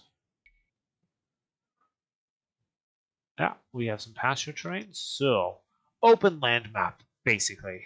Players start with exposed, unbuilt pastures. Players can train sheep from the pastures at the cost of 25 food, the train time of 40 seconds, until they run out of food. So, where are these unbuilt pastures? Unbuilt pastures? Maybe they only appear in game. Alright, I'm going to check in game. So far, to me, it looks like Arabia with Pavilion. Am I looking at the right description? Unbuilt pastures. I'm also not seeing these unbuilt pastures. Oh, okay, I am seeing them in the screenshot. We'll have to check in game. Yeah. Beyond that, it's basically Arabia with some nice looking terrains and pavilions.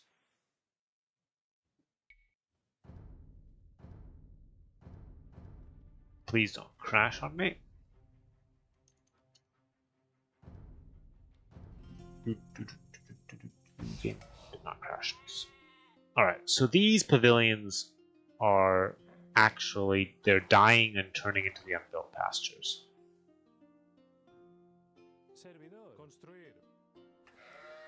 Which I like the idea of the unbuilt pastures. I think for the purposes of the scenario editor, maybe reskin the pavilion to also look like a pasture, so that players can see what they're dealing with in the scenario editor as well.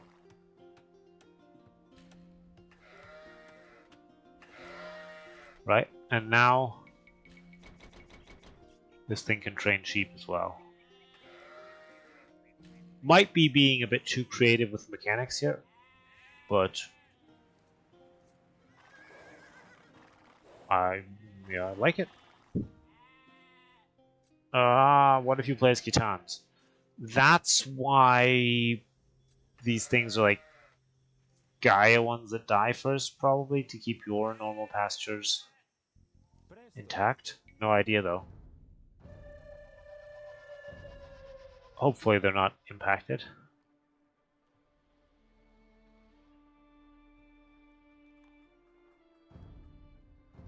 I mean, I've been testing the Spanish because they don't have any fancy bonuses.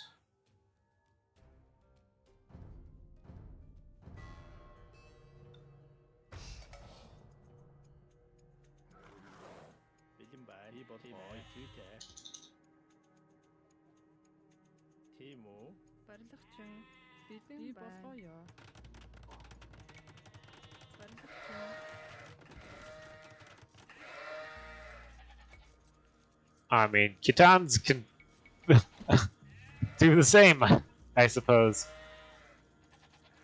Alrighty. I don't remember exactly how pastures work, but they don't train sheep, do they? They're actually supposed to. They're just like a farm that looks fancy normally, right? This is. Huh. Alright. Well. Interesting.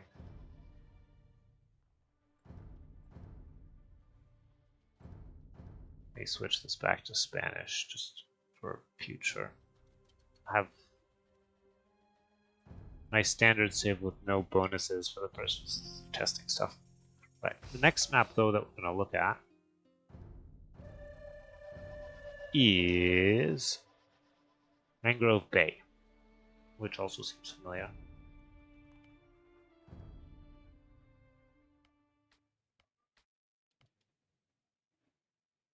And it has some sort of weird name, G2. Okay. G2. Garrison, I guess. That's a lot of docks. Yeah, I remember looking at a map. I've looked at one that looked like this, or similar one. I feel like I've looked at earlier iterations of this map. We're starting with a lot of stuff. Lots of oysters, roaming capybaras, caimans, some fish. So players start with 3 docks, 2 fishing ships, 2 junks, and 4 canoes. You basically start with a feudal navy.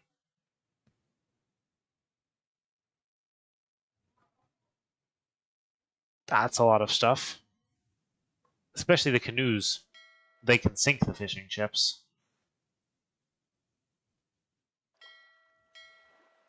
Could be strong. I guess, okay, so the junks. And the junks are trade cogs, effectively. So you can try to steal gold from the enemy docks. Yeah, might be a bit too chaotic for what they want. Map looks nice.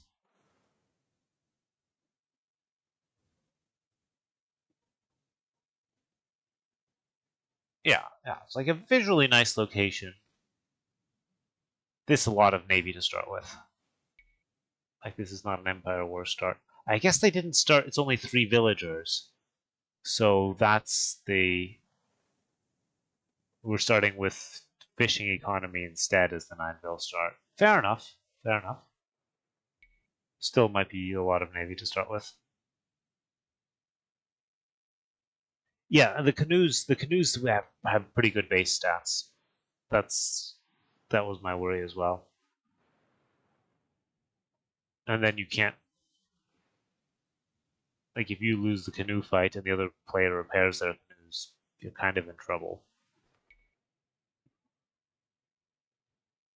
Maybe the whole thing, but without the canoes, would be better. You start them with what the scouting ship from Chronicles. Like that one's kind of weak. That might be a better military ship to start players with. The name has slipped my mind just now. All right. Next up, we have Utqiagvik.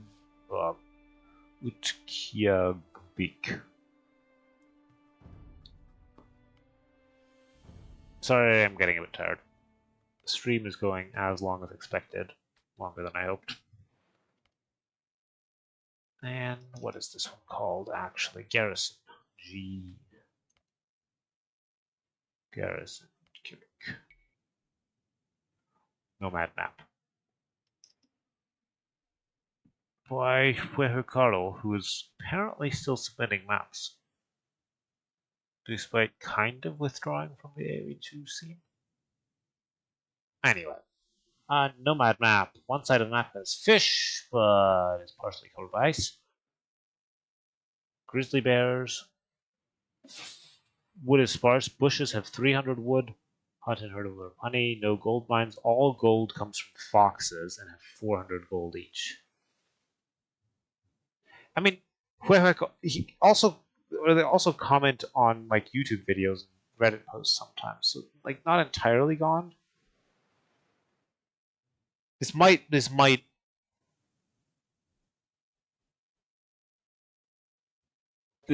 I mean these are non-Arctic foxes.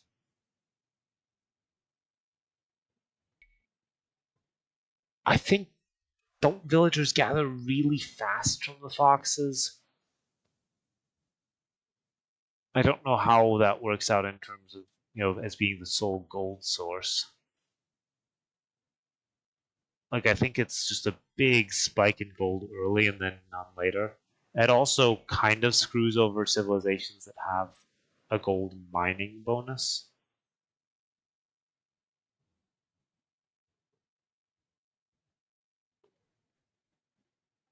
which could be a bit awkward.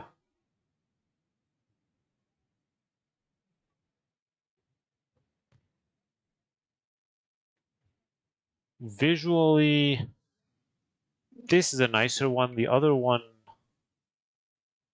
okay, there are a couple of different variations.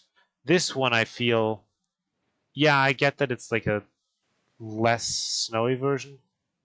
It's a bit too much of this mix can look a bit cluttered. I guess it's okay. We have Arctic foxes on the snowy version.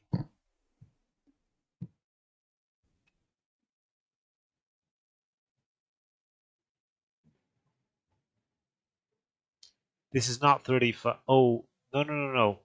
Foxes don't need gather time. Foxes are this is foxes by default.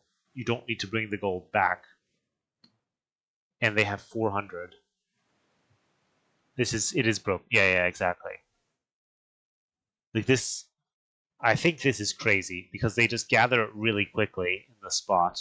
You get a massive gold spike, and then at some point all the gold is gone on the map. I think with this much gold, that could be very awkward. Or you need to balance it by forcing your mills. But just gathering that much without a drop-off point is tricky.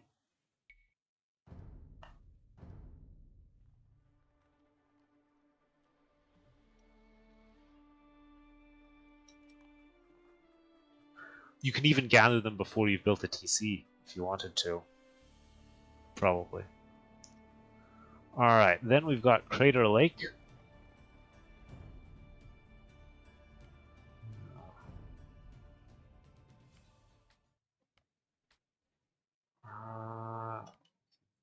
Garrison Crater Lake. So, I feel like I may have seen this one before as well. Volcanic Stone Ridge Island. Lake has fish, some oysters, partially frozen. You need a ship to travel to it. You're starting to seem very vulnerable, but you don't have any resources to wander out to the lake. Rocky terrain all islands. Yeah, I have seen this one in a previous contest as well. Where I think we also commented on these Rocky Mountains being interesting. We commented on something or other being problematic with this central lake, as in where you could build and where you couldn't. Yeah, this is. I mean, I don't fault anyone for resubmitting previous submissions to this contest. I did the same. And when when you can only win $50, you kind of have to wonder: do you want to spend 25 hours making a new map, or do you want to spend 3 hours fixing up an existing map, or 5 hours fixing an existing map? That's uh, but yeah, looks more convincing than the official Crater Lake, and I liked this stone, the unwallable stone around the mountains idea. I know I said that originally when I saw this map.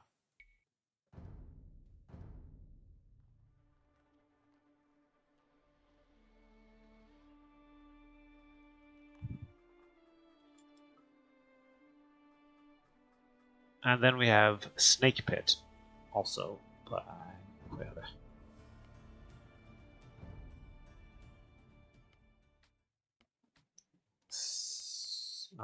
Garrison. Oh, what's the name of the map? Garrison RDLA. Oh, okay. Let's go. Double TC start. Probably a fixed layout. Basically a fixed layout. Yeah. Bunch of food here. 2 town center start between, but it's a cross spawn, which is always more interesting. Yeah.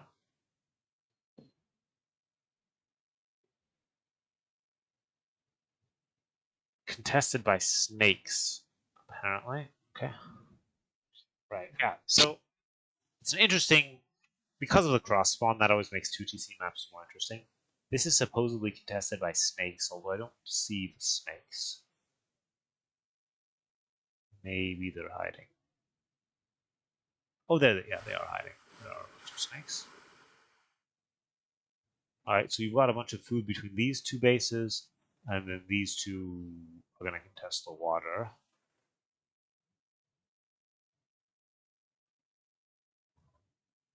With, I think, there's no mention of it, but I believe perhaps the crocodiles attack fishing ships.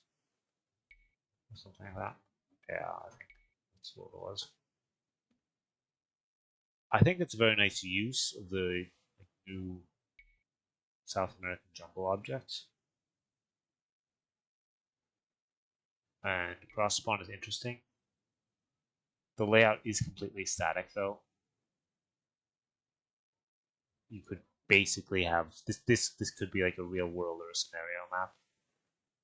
Well, essentially, it looks like a real world map, and like one of those. And if you could just basically put this, you could design it in the scenario editor, and play out more or less the same.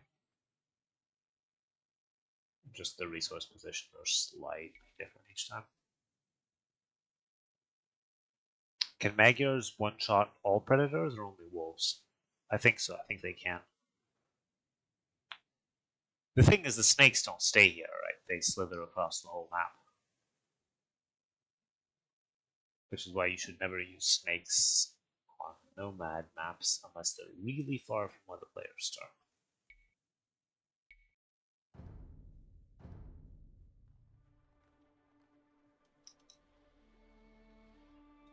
Alright, 4 mines is our next map.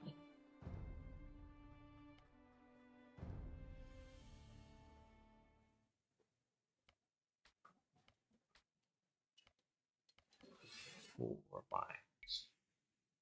It's 4 lakes, but with mines. Probably. Open. a hybrid map. Not so hybrid. We have Golden Lakes. So basically just another take on Four Corners. Yeah. Four Corners have most of the gold. Between the corners are unbuildable, except for a few spots for mining camps. No town centers or castles can be placed near the gold. And the rock does not allow walling. Quarries hold most of the stone. Central Lake is fish. Has desert winter variants. This is the winter variant. This is still the winter variant. This is still the winter variant. This is still the winter variant. This, I think the author forgot to make the other variants, or forgot to change them. Or maybe not. That was just AoE2 being weird. Alright, so the edge of the map can't be walled. It looks a bit artificial when it's done like this, but it makes sense for the gameplay points. That was a lot of, like, assuming that the winter map is not at like 80%. That was a lot of bad rolls there. I think it's just the DE's random seeds sometimes get stuck. I like these lower quarry areas. You can't wall it, but you could always still just castle outside of it, or mostly wall it. But I guess it's never completely safe. And supposedly you can't build a TC there, but let's see if that's actually true. Okay, so okay, fair enough. Seems you can't do a TC. How about something like a settlement? Although settlements can't shoot. Also, can fit a settlement, but requires a lot of finagling. How about like what's it called? A fortified church.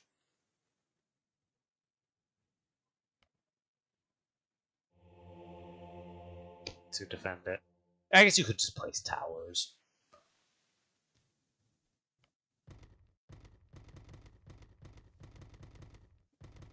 Maybe make the buildable area even more visible. Like you can kind of see it with the dirt, but just have like the whole buildable area be dirt or cracked terrain. Yeah.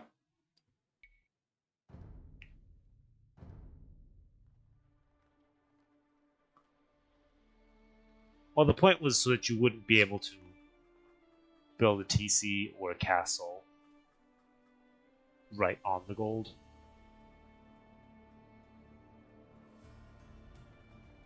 To make the corners a bit more exposed.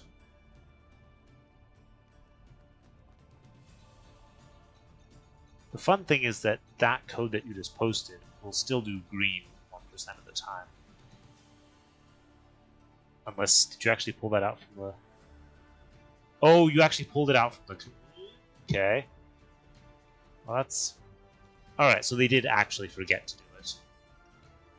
And that was a 1% chance. Might be something to tell the author. This was 4 mines. Yeah, they were testing and they forgot to switch it back into all the variants, I guess. Right? Because they even took screenshots and all the variants. That's a shame. But it can be fixed easily, of course. And yes, I was very lucky. I also talked to the devs. Potentially, it can be fixed so that the percentages go from 1 to 100, not 0 to 99. In that way, because intuitively something that's at a 0% chance should get selected. Alright, lowland flood. Script might be a bit messy. Is mentioned here.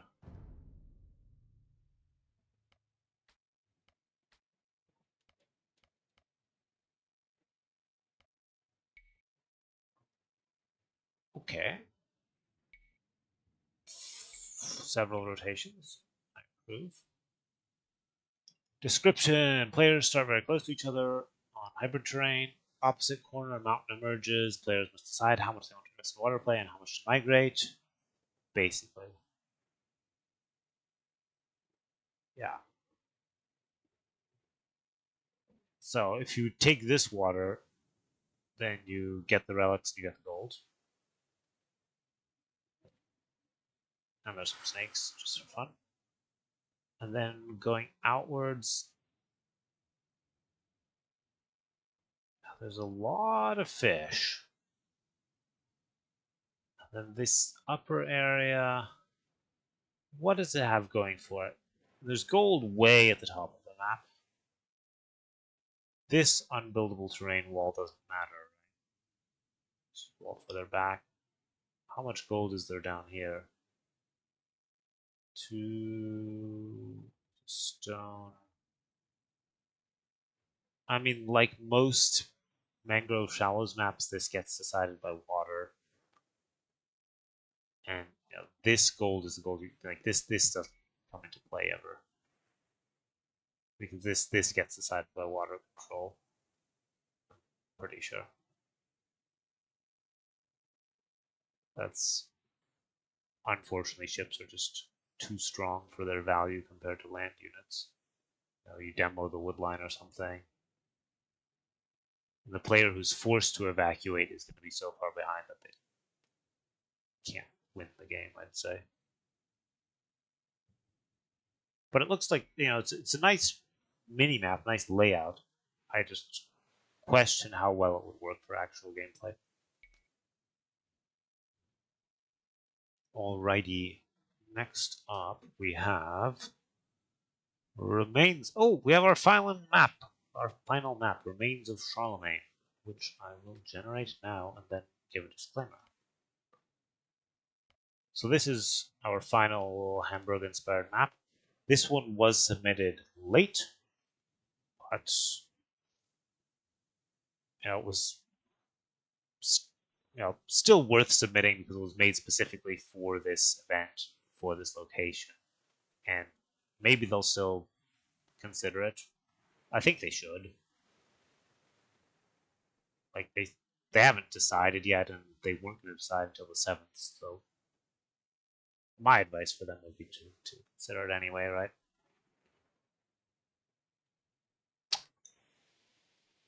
Yeah, on the previous one, perhaps blocking the blocking the bottom water completely, or just so that they're two separate areas of water would have helped. Would help something like that.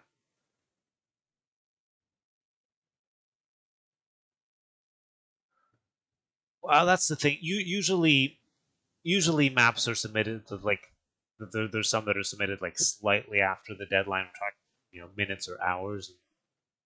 Those are typically selected. This was a case, right, where you didn't realize when the submission time frame was opening and closing and got that wrong.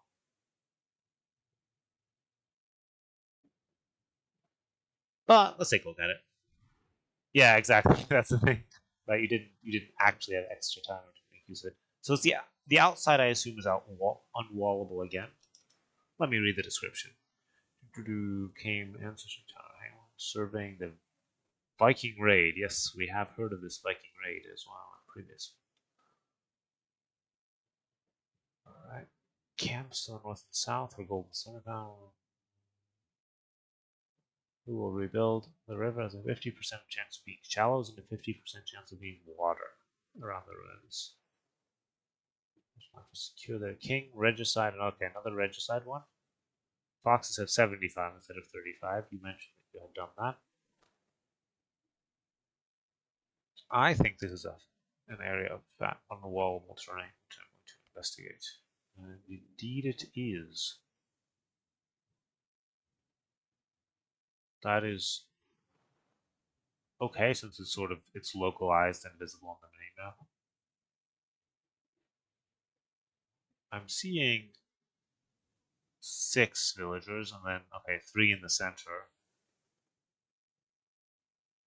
And then okay, so basically you're sort of evacuating after this battle to your town. And you start with barracks. Okay, and it can be water, at which point this path here is broken, this connection. Going from corner to corner. And getting to the center is now impossible? Question mark. Without transporting. There we are. Now that's interesting. So here the king is suddenly at much more risk than it would be if they're shallows.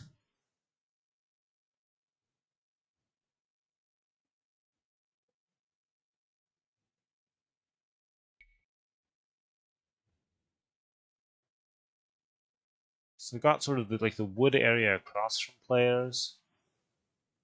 Boar located in the unbuildable area. There are a lot of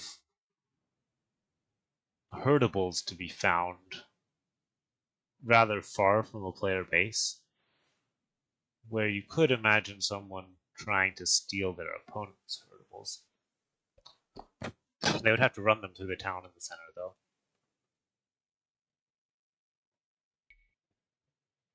Ooh, archery range instead of barracks?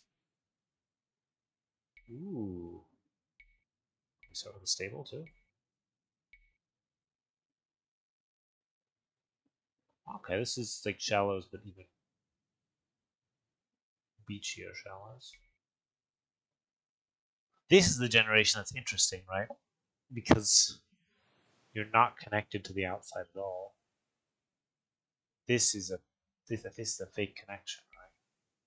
You said the boyar can't stand on it. You have to save your king from your opponent's archers or threat of archers. Plus, your villagers are kind of useless in the center until you transport them out, right? There's nothing to gather in the center. I don't know about this generation. The one with the shallows, no problem. This is a bit awkward, right?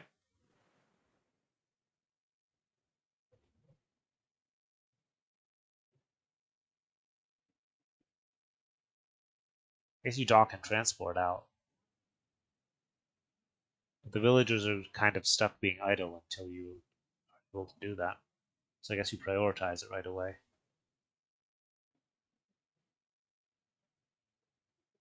Does killing the houses give anything, though? Did I miss? Let's read here.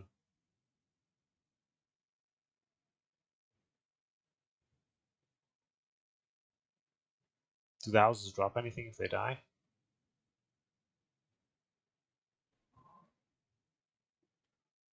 And test that. Don't crash.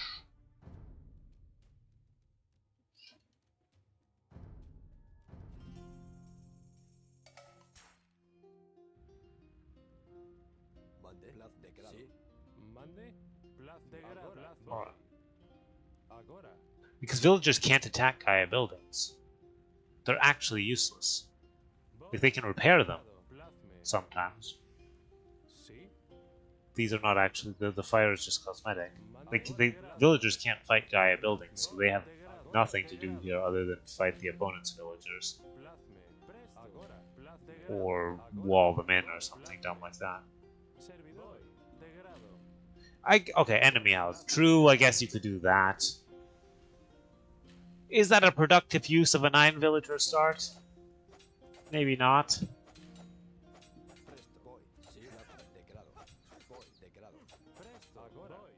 On the other hand, if you like a dock and a transport ship is too expensive to open with. But you really want these villagers collecting resources and not punching down at the archery range. Maybe you do that, you put some of these on wood immediately and only have 4 on food. Something like that. I don't break out loom so you don't get attacked right away, right? Something like this. Can we afford a transport ship? No. Not even close. Then you sit here awkwardly and wait for the transport ship.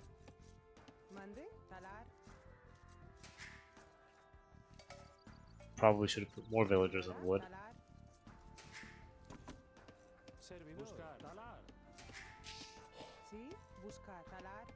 It's pretty awkward. I'm not good at the game, but it's pretty awkward.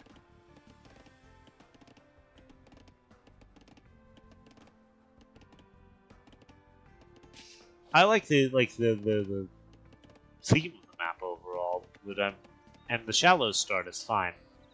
It's like, can I afford a transport ship now? You do that because if you get these villagers out, then you're in an advantage over the person who didn't get their villagers out. Except now, you're housed when you should have been punching down the opponent's houses. I don't know. Like, it's gonna end in a Vil fight, right? You don't just let your opponent punch down your houses, so you fight their villagers. And then what happens is these 3 villagers end up dying rather than evacuating. I guess they can take down the houses pretty quickly. I don't know. I'm not the best judge of this.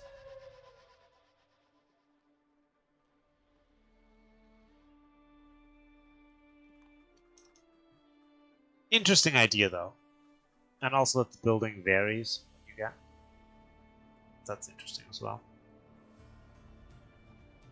Alright, so yeah, okay, you mentioned the 4 mines thing, that's good.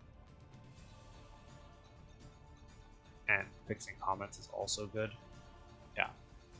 Alright, so that was all the maps. I don't really have a favorite. It was quite a lot. Like 30 plus maps is a lot to process, especially when you go through them fairly quickly. And despite fairly quickly, no doubt this was a 2.5 hour stream anyway. So thank you for sticking here to the end. For those of you that did, I'm sure you saw a lot of interesting maps. If you want to meet message any of the creators, you can check the submissions channel if I mention who made a specific one. We had a lot of Hamburg maps, we had a lot of Regicide maps. There were a lot of interesting maps overall. So thank you for joining, and I am going to call it